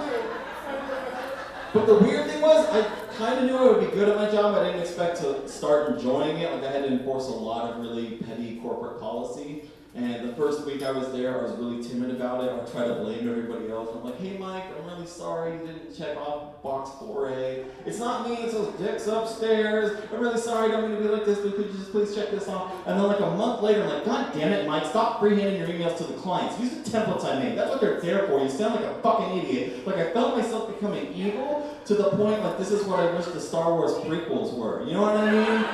Like, instead of like Darth Vader becoming like, I love my wife, now I'm evil. Instead, he was just like a really good Jedi who loved being a Jedi, but he also hated, he was like into corporate policy, and he hated how hippie these goddamn Jedis were. It was just like these fucking robes, and man, I love Obi-Wan and being a Jedi. I love Obi-Wan like a brother. Budget meeting starts at 3, not 3:10, asshole, showing a plate with half a muffin in your mouth. And you know what, fine, I'm probably gonna get called a racist again, probably gonna have to take diversity again, but you know what? I don't think the Wookiees should be working in the cafeteria. It's disgusting. It's unsanitary. I found a tribble in my food the other day. That's not even from this galaxy. Some nerd. That's how I find it. I'm enjoying being at the age that I am now. I've had a couple stumbling blocks. It was a little weird because I never wanted to be like the older guy that hated other people, talked about aging, and one of my friends was complaining because she's dating a younger guy, and I was like, get the fuck over it, no big deal. She was like, how old is he? How much younger is he? She's like, 4 years. I'm like, who gives a shit, man? We went out to have dinner the other night, and he got carded, and I didn't, and it made me feel really insecure. I was like, well, then that means you're an idiot, because no big deal, right? So, no, who cares? And then not like a week later, I went out with a friend of mine to get some beers, and the bartender comes over, and he asks my friend for his ID, and then he does this to me. He goes, I'm going to need to see your... Like, oh, wow, that does hurt. That does sting quite a bit. And that wasn't even like the worst one. I went to a plaid shortly after that, like the universe paying me back for not being a good friend. And I went into a plaid, and I started to pull out my ID, and she was like, Like, you could just look, that's one option. I guess this is another one. And then I made like a face, and she looked at me, and she was like, it's the hairline. Oh, wow, this is a super honest plaid. This is, okay, I need to find the rest of the joke for that, but it just happened to me, and every time I talk about it, it makes me sad. My favorite part though about growing up, I kind of miss being 19, because it's like that good age where you are super, you have no idea how stupid you are, you know what I mean? Like as you get older, you start realizing, you get wiser, but you also realize like where you're lacking. But you're 19, you're not lacking anything. You're the smartest motherfucker that ever walked the planet. When I was 19, I remember thinking that I was so smart that I thought I outwitted David Sedaris to his face. I don't know if you guys all know who he is. He's this wonderful gay memoirist. And I handed him my book, and he's like, what's your name? Randy. Randy, can I ask you a question? Sure. Randy, are you a homosexual? And it was a question I was getting a lot of the time because I was going through what I thought presented as a very goth phase, but it just read real gay. With like a lot of like tight black shirts, and I was painting my fingernails because I thought that was spooky. It wasn't. And so I said to him, I was like, no, why do you ask? And he was like, oh, well, your fingernails are painted, so I assumed you were gay. And so I was like, oh yeah, well how about this, David Sedaris? Yours aren't painted. Does that mean you're straight? And he goes, good point, signs my book. I walk away and I'm like, I won. I'm smarter than him, I'm wittier than him, and apparently he thinks I'm pretty cute. So win-win-win all the way around. And then I go to open my book and all he's written on the inside is, everyone thinks you're gay, David Sedaris. Alright, my name's Randy Mendez. Thanks a lot.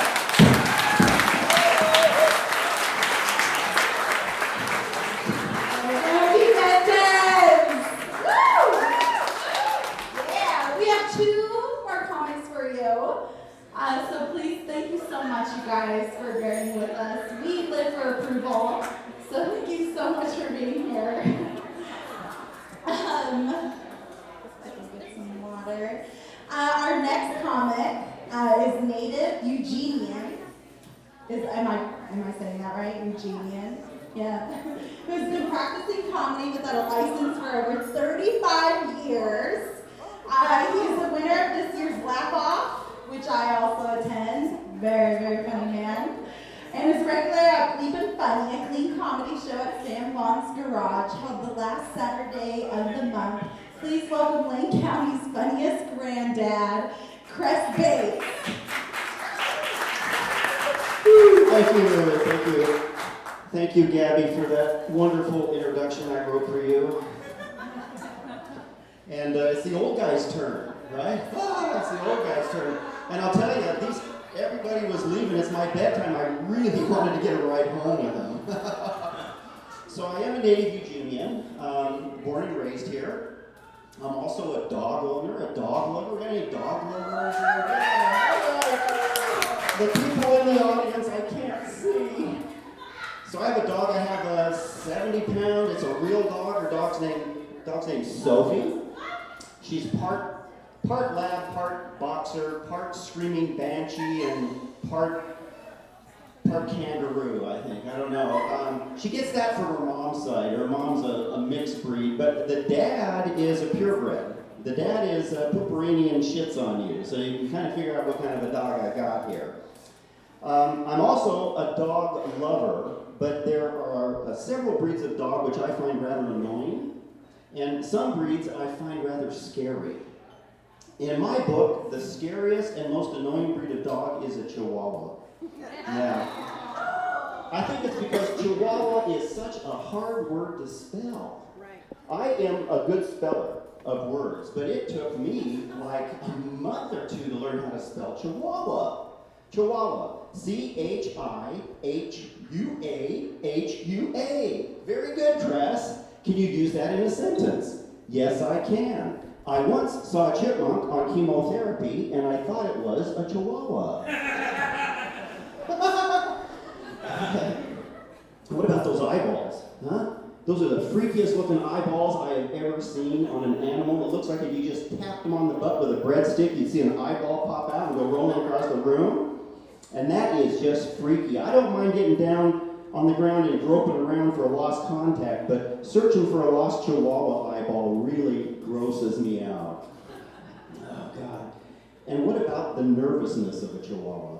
They're like the most nervous dog I've ever seen. You set them down on the floor, and it's like listening to a ping pong ball bounce around on the linoleum, right? And I don't know about you, but I've never been bitten by a ping pong ball. But I have been bitten by a Chihuahua. And I think they're like the piranha of the dog world, don't you? And that makes perfect sense to me because piranha is another hard word to spell. Piranha. P-I-R-A-N-H-A. Piranha. Very good, Cress. Can you use that in a sentence? Yes, I can. I once threw my piranha in the aquarium. I once threw my Chihuahua in the aquarium, and it ate all the piranha. I laughed at that one a long time when I wrote it. And what about the size of those Chihuahuas? Oh my God, they make dogs smaller and smaller all the time. They're breeding dogs that are small enough to fit in your purse. One of these days, they're going to make a dog so small it can crawl under my couch and extricate all my lost toys. Extricate. E-X-T-R-I-C-A-T-E. Extricate. Very good, Cress. Can you use that in a sentence? Yes, I can. The other day at our office, we hired another woman named Catherine. Now we have an extra Kate. That's silly. You know why that's silly? Because I don't work anymore. I am fully retired. I have been fully retired for a complete year. Yeah. Yeah, thank you. Some of you are clapping, and I know, thank you for that. Some of you are clapping, and I know some of you are thinking, that poor bastard doesn't have long to live. And I know this because when I was a kid, every time somebody in our neighborhood retired, the hearse showed up. I remember looking out the window one morning, and the hearse was out there, and I said, Mom, why is the hearse there? And she goes, oh, Mrs. Flannery just retired. Oh. The other milestone I reached the other day, last June, is I turned 63. Yay! And turning 63 and trying to adjust to retirement has been a big transition for me. Been a really big transition. And I realized, that I'm not getting any younger. I'm not getting any younger. I feel like, my entire body has not aged at the same rate. It's just a crazy thing. If you saw me for the first time and you looked at my legs and that's all you saw, you would say, oh wow, Cress, you got the legs of a 30-year-old. They look like Jennifer Lopez. Shave those legs, Jenny. My tummy's hanging in there about age 45. I need to work on my abs a little bit. It seems like my spare tire is always properly inflated. And I blame Dairy Queen and the Oregon State Beavers for this. I blame Dairy Queen because they invented that Reese's Peanut Butter Cup Blizzard. Oh God, I can't pass those up. And I blame the Oregon State Beavers because I'm a Duck fan, and it's just fun to blame the Beavers for anything, right?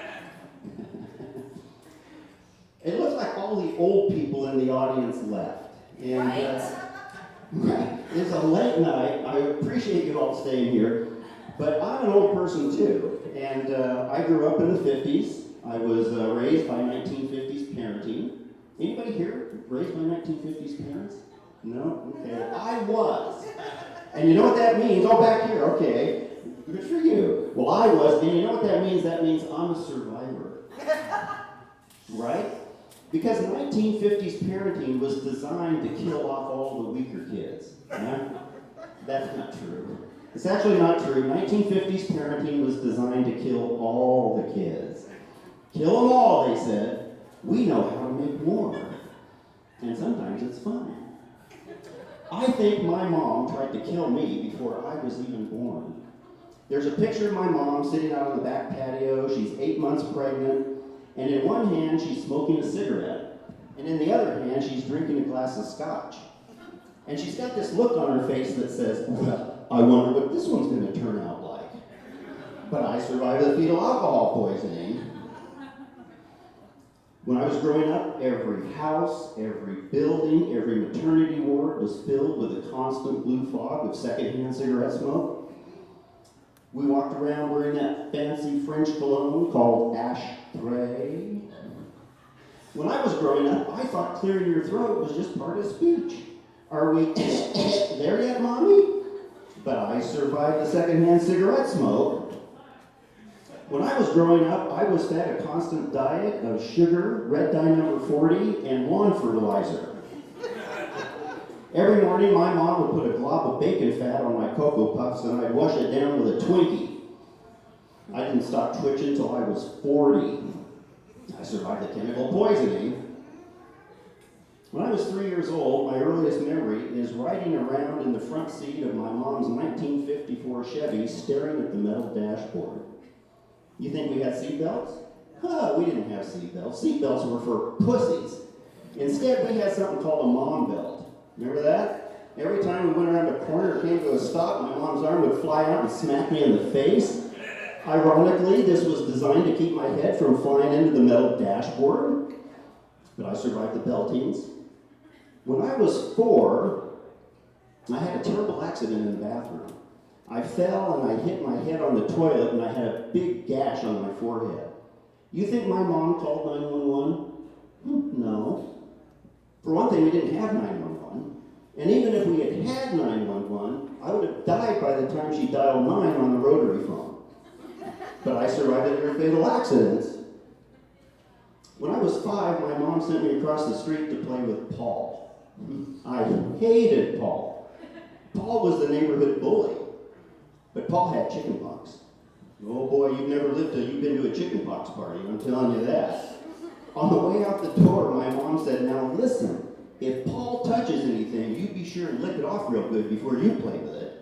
And I survived the chickenpox and the rubella and measles and mumps because I'm a survivor. When I was 6, my parents got me one of those all-metal electric Lionel train sets. If you don't know what these are, go Google them. It's an all-metal track that's electrified by a transformer that got so hot I nearly burnt the house down 5 times. By the time I was 7, I had shocked myself so many times on this track that I couldn't feel my tongue or swallow properly. Yeah, you can tell which of the kids had these train tracks because in our 2nd grade class photo, we're the ones staring back at the camera with a little bit of drool running down our chin. I survived the electrocutions. When I was 8, my parents got me a bicycle that ate my pants. Because apparently chain guards were for pussies too. I'd get about, a block away from home, and the next thing you know, I'd be sitting in the middle of the street trying to pull my pants out of the sprockets, sitting there in my underwear. I was glad to have underwear, even though it was hand-me-down, from my cousin Rebecca. I survived the public humiliation. And I think guys my age, we often come to that moment in our life where we are suddenly faced with the realization that younger women no longer find us attractive, even though we think they do. And I had that moment not too long ago. I was at some function. I don't know if it was a wedding or a funeral. I couldn't tell because in my family, both of those events look exactly the same. And so I'm standing there, and I'm in the reception, and I look over, and there's this young woman, probably in her 20s, and she's looking at me. She's checking me out. And I think, oh, Cress, you still got it. And so pretty soon, she starts walking over towards me. And now I'm thinking, how am I going to tell my wife I need a divorce? And so she comes up to me and she says, hey, did you go to Sheldon High School? And I said, yes, I did. Why do you ask? And she goes, well, I noticed you're wearing a Sheldon sweatshirt, and my grandmother went to Sheldon. I thought maybe you might know her. Oh, no. Young people. You know, it's not that I don't like young people, it's just that I don't have a lot in common with young people anymore. I don't have any tattoos. I don't have any piercings. I'm not living at home with my parents. But I like young people. Don't get me wrong. So for example, all you have to do is just talk to me. If you're a young person, that's all you have to do is talk to me. So for instance, I was on the way out to Valley River not too long ago, and I was on the bus, bus, and sitting across the aisle from me were these two young women. And I heard one of them say to her friend, she goes, "Do you use hashtags when you tweet?" And stupidly, I joined the conversation and I said, "Well, my granddaughter gets hash marks when she toots." And the woman turned and looked at me and she goes, "They're called hashtags, you dumbass." I thought, whoa, she talked to me. I like this girl. So I'm going out to Valley River because my wife's MacBook needs a diagnostic check. As near as I can tell, a MacBook is a computer that's operated entirely by your index finger and the word shit. So I get to Valley River and I go into the Mac store and I'm greeted by this guy dressed in the Apple Genius outfit. Have you seen that outfit? Black pants, black t-shirt, condescending attitude. And I walk in there and plop the MacBook down on the counter and he looks at me and he goes, "Oh, what's wrong with your widow MacBook?" And he started talking down to me. And I don't know about you, but when young people talk down to me, it gives me gas. It makes me have to go poopy. So I rushed out of the Mac store and started heading towards the bathroom, but I know it's not really good to be seen running into a public bathroom. So I ran out of the Mac store and then I slowed down before I got to the restroom. Now who's the genius, huh? So I go in there and I find a stall and I make myself comfortable.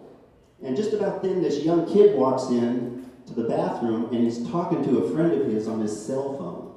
I'm thinking, oh God, that's just about the worst, isn't it? Bathroom cell phone use. And as luck would have it, right about then I had one of those farts that sounds like a bullfrog speaking in tongues.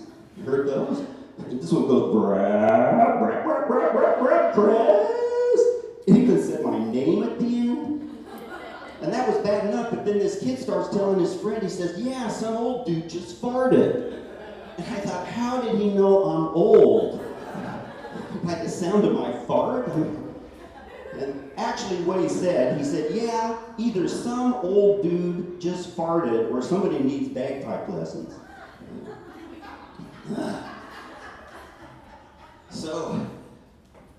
So he quit talking to his friend. He says, "Yeah, I gotta go. No glass broken, no porcelain broken. I'm gonna get out of here." And folks, I'm gonna get out of here too. We got one more comic, so enjoy the rest of the night.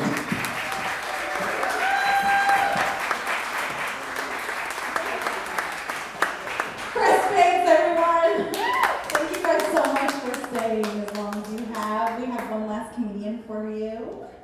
And she's amazing. She's originally from Rochester, New York. Beth Pinkerton moved to Eugene in 2009. Growing up, she always wanted to be a stand-up comedian and was lucky enough to find a niche in Eugene. In her free time, she enjoys spending her time with her lovely wife and 3 dogs, finding new trails to explore, soft pretzels, and backhanded compliments. Yeah, we all enjoy those. Please give a warm welcome to Beth Pinkerton, everyone. Seriously, where the fuck did everybody go? Like, you all saw that, right? Like, 27 people fucking stood up and walked out. Damn them. Damn them. But yay you for being from Buffalo. It's pretty much like we know each other when that happens. Right? Like, we might as well have grown up next to each other. That's really what it is. So, I used to want to be a writer back when I was younger in college. Started to pen a few children's books, but turns out you can't really make a lot of money writing, so I went into human services.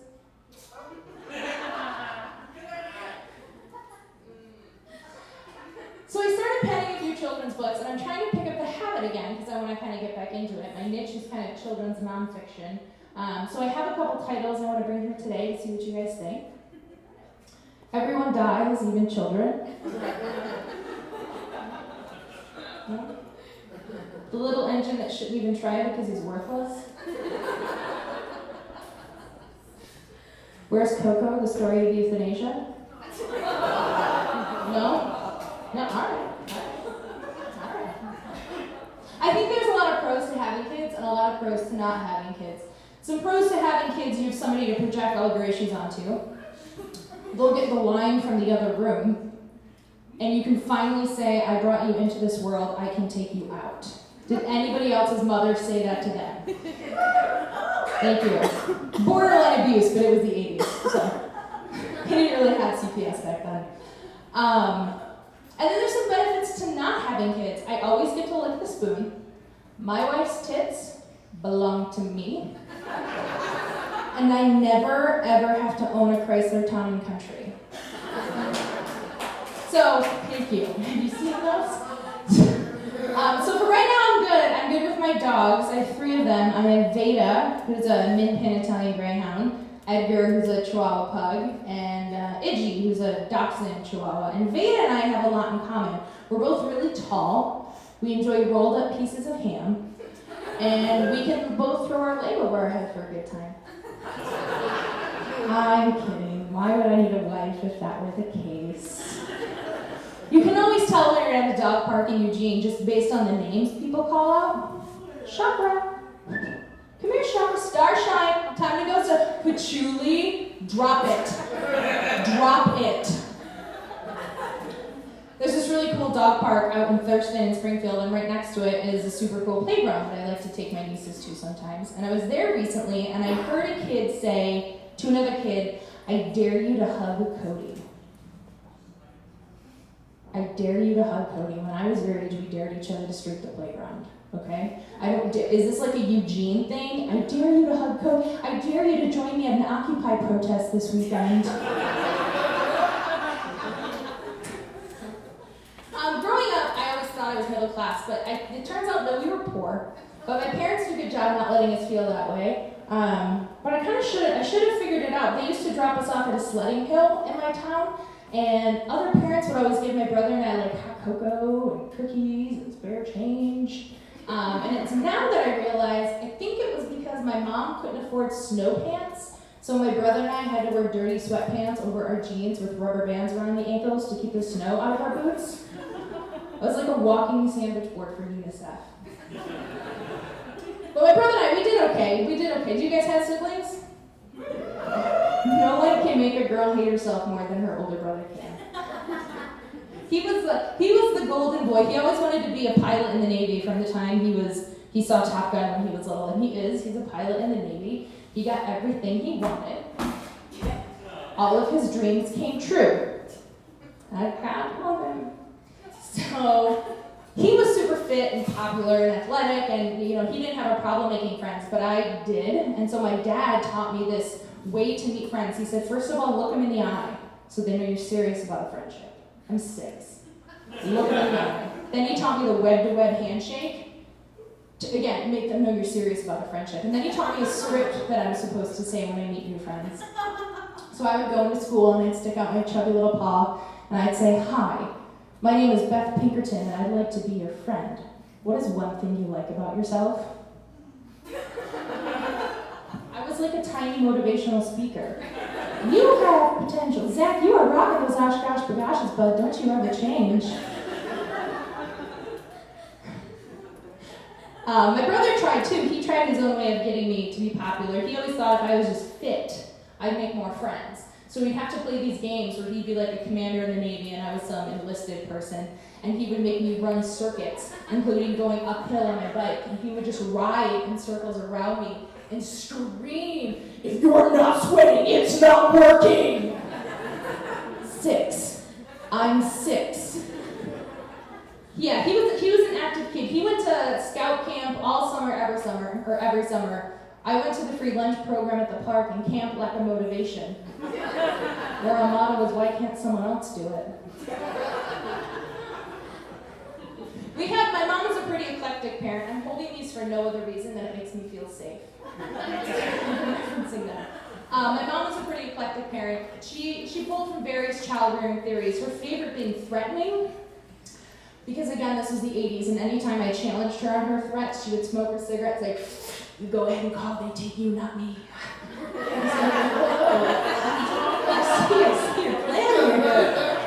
But her favorite thing to do, these little hairs right here on the back of your neck, if we were in public, she'd squat down real low.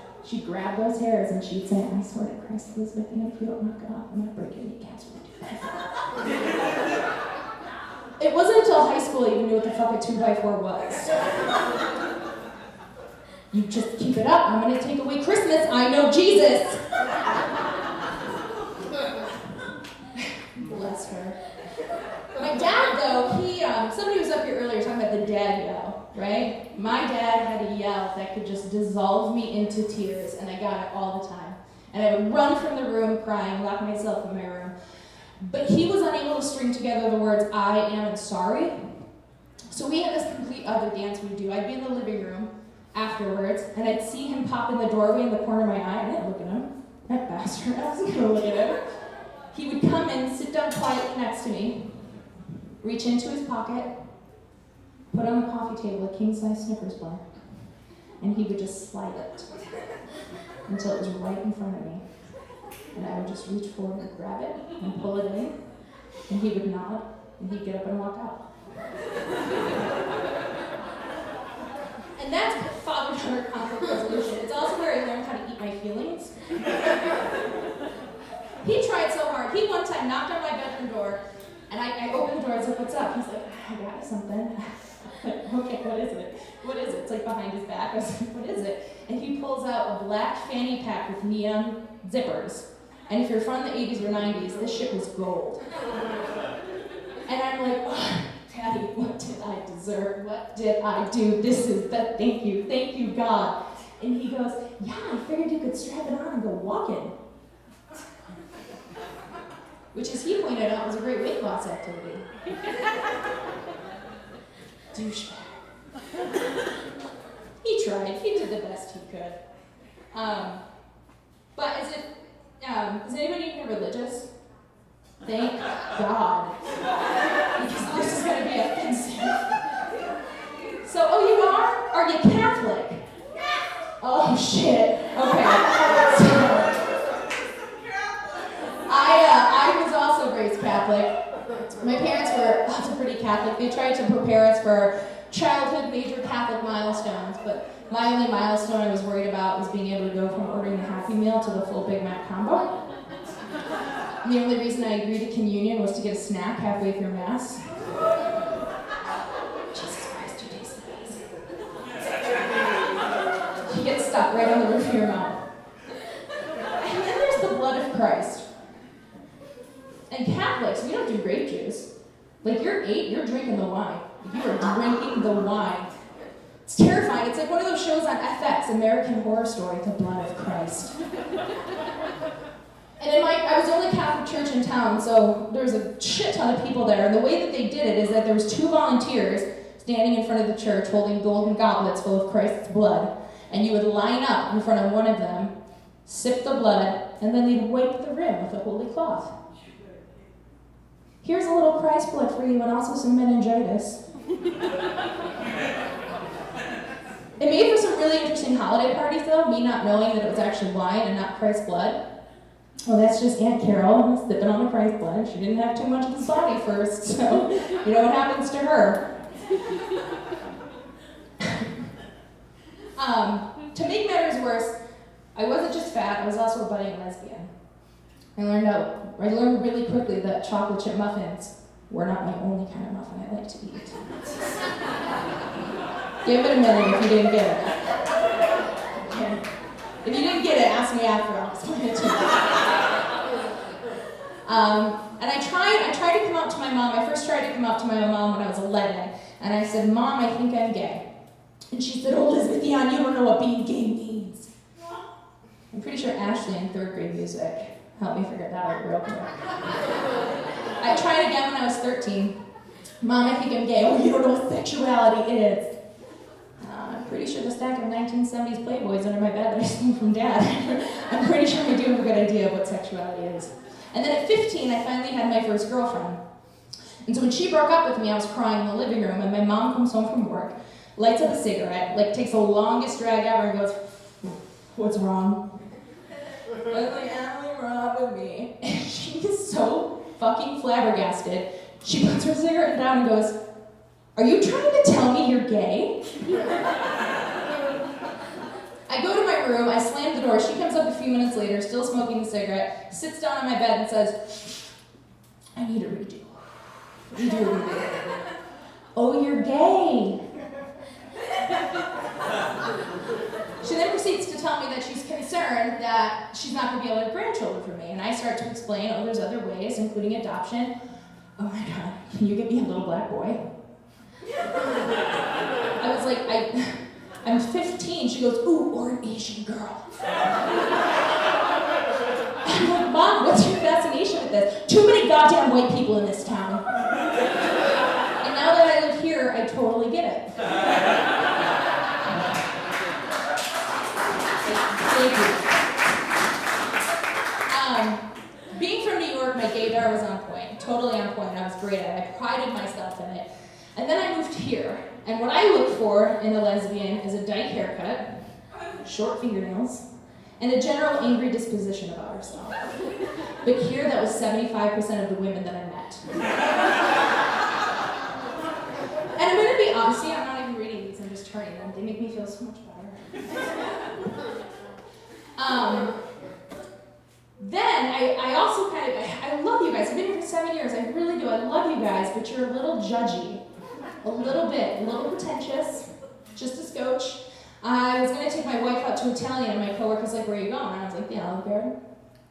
She was like, their food's present. And I was like, so's my food. I don't understand the difference. No, you need to go to Beppiani, Giovanni, Ribisi's, Excelsior, Sword in the Stone, whatever the fuck she said. So I went home, I looked it up. There's like 5 choices. I can't read them, and I'm not spending that much money for what I can only assume is a plate of spaghetti. That cannot beat the never-ending pasta bowl and free salad and breadsticks. Then I was going to get into juicing because it made me feel fit, slim. So I had some juice on my desk at work, but it was in a V8 can. And so my coworker comes in, same coworker, and says, what's that? I was like, I am juicing. I'm getting on that bandwagon, I'm juicing. She goes, there's chemicals in there. That's not how you juice. She's like, let me tell you something. Get yourself a juicer. You don't have one? You can borrow my juicer. You can borrow my juicer. Go into your backyard, get some vegetables. Hold up. There is not a single vegetable in my entire backyard because I get my vegetables from Walmart. I know. Be pretentious. Go ahead. I get my vegetables from Walmart. Yeah, you're down. Okay. It is. Yeah, I know, but I didn't do it anyways. I'm poor. Remember, I'm human services. I can't afford a lot of nice things.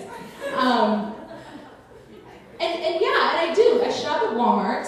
I drink V8, and I eat Taco Bell. And I consider it Mexican food.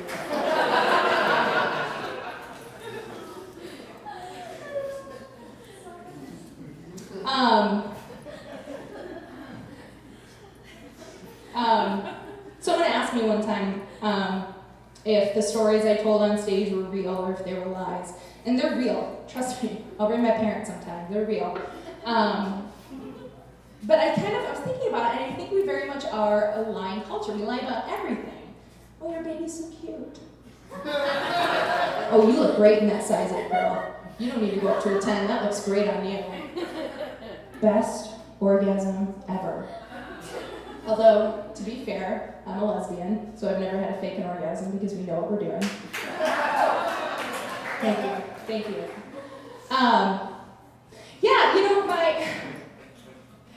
My parents were pretty open about sex growing up. They both gave my brother and I the sex book for us to learn about sex from.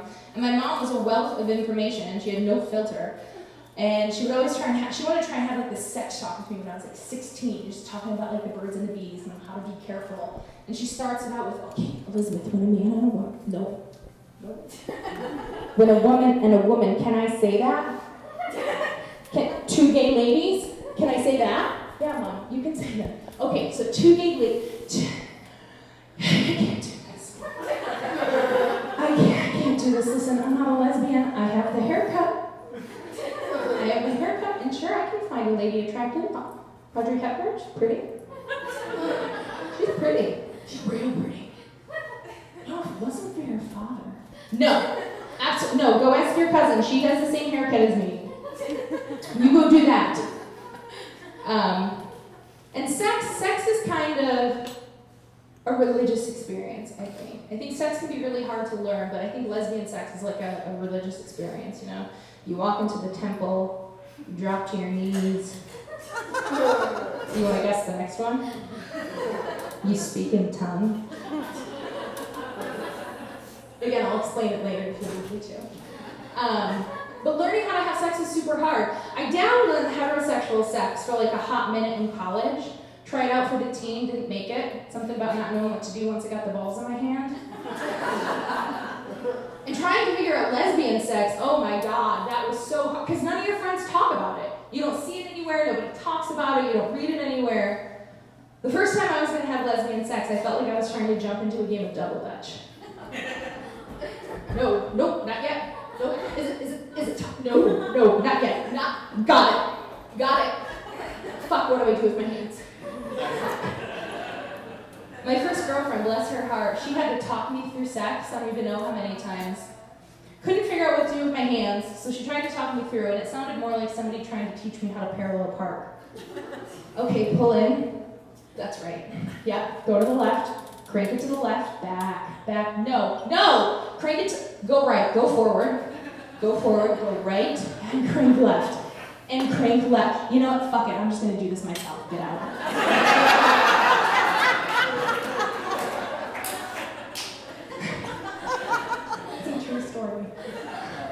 I also, as a side note, used to keep, when I had sex as a teenager, I'd keep my underwear under my pillow. Because I was so afraid there was going to be like an emergency evacuation. And I was going to have to like get my underwear on super quick, so I always kept my underwear under the pillow. It's so weird and gross when you think about it now. I don't like that so much. Before I'm here with my wife, we've been together almost 4 years.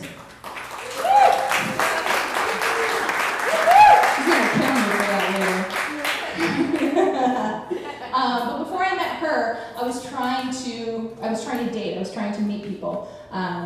And finding a young lesbian in this town is really hard. Unless you're like in the world of academia, it's kind of really difficult to find a young lesbian. Because I'm going to say it, Eugene is where lesbians come to die. They live their lives somewhere else, and then come here to buy a house in the South Hills and die. They have a nice garden, they have a couple cats, and that's it. This is where they choose to live their lasting days. So it was hard for me. So I went online, and I met this woman online, and we exchanged a few messages, and we decided that we're gonna meet for coffee. And so I'm excited, I meet her for coffee. I'm kind of nervous, kind of excited, but it's coffee, like how bad can that be? And she goes up to the counter and says something along the lines of, I'm gonna have a half caf espresso, soy cinnamon dolce, half skinny latte. What the fuck is that, Eugene? What the fuck is that? I completely panic and just say to the barista, can I have a glass of milk? We sit down, and the first thing she says to me is, so you're a Democrat, right? I mean, of course I am. I'm college educated. But still, what would be your first question to ask somebody on the table? And things go, we end up taking it to a bar. I'm not sure if we should have taken it to the bar. It turns out she can take down shots better than a type 2 diabetic getting ready for the family reunion at the hometown buffet. She was really good at it. So we decided we're going back to my house. Long story short, we got drunk, ate vanilla pudding, had sex. And I never do sex like that. I'm never just a random person that has sex. But we're doing the thing, and then halfway through, she sneezes on my vagina. And at first, I don't know it's a sneeze. I just think like, what is this? This is new? Am I gonna need a safe word here soon? What is this? And then she pulls back, and she goes, and at first I just think she's a messy eater. I don't quite put it together that, no, she sneezed. And so she comes up and she's like, oh, I'm so sorry, it must be my allergies. And I'm like, what the fuck? Are you some Eugene lesbian who needs hyperallergenic, organic, free-range pussy? Like, do you need to know its name before you'll eat it? But I learned a lot from her. I don't go into any kind of sexual experience I'm going to go into now. Should this not work out, honey? But it will. But should it not? I'm going to go in with an open mind, laid back attitude, and an EpiPen, just in case.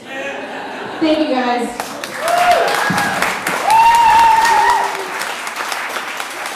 Beth Pinkerton, everybody. You know, Beth, actually, my father, that's where I get my sense of humor from, is he used to always say, "You're so pretty." And I go, "Oh, thanks, Dad." And you go, "Pretty ugly." So that's where I got my sense of humor from and my low self-esteem. Thank you guys so much for coming tonight. Thank you to the comics for fucking killing it tonight. Thank you to Micah for throwing this on. Thank you to Alzheimer's. The foundation, thank you guys so much for coming. I love you so much. Here's Micah to close it off. Micah, everybody. We'll give it up for Gabby, our host for the evening. Thank you so much, Gabby. Brilliant, all the comics. Thank you all so much. I just want to once again thank everyone for coming out tonight. The Walk to End Alzheimer's is one of the reasons we're all here. That is this October the 9th. That's a Sunday, October the 9th at Alton Baker Park. Please come out. Please walk. Even if you can only walk to show your support, please do so. Laugh Your Alz Off, again, thank you all for coming, but Laugh Your Alz Off is only one of many, many, many different fundraisers throughout the year for the Alzheimer's Association. So I want to give a shout out to Miss Kim Frederick over here in this corner.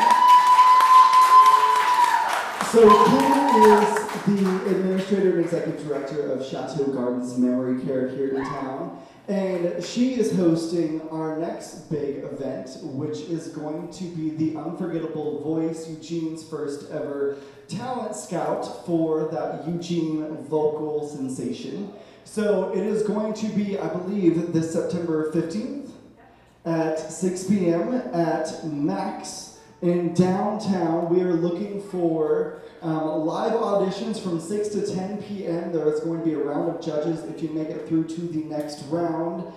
There is going to be hundreds and hundreds and hundreds of dollars of cash and prizes to win. So if you are a singer or know someone who is a singer, all proceeds from the event are once again going to go to the Alzheimer's Association, but we are looking for the Unforgettable Voice. So if you know anyone who does sing, let us know or let them know about the Unforgettable Voice and find it on Facebook. But once again, I want to say a huge thank you to Sam Bonds, a huge thank you to Gabby, a huge thank you to the Alzheimer's Association, a huge thank you to our cinematographers for the evening, and the comics, everyone who's came out tonight. You guys have all made us one step closer to finding a cure to end Alzheimer's. So please enjoy the rest of the evening. You all have a beautiful night, and thank you for laughing your alls off.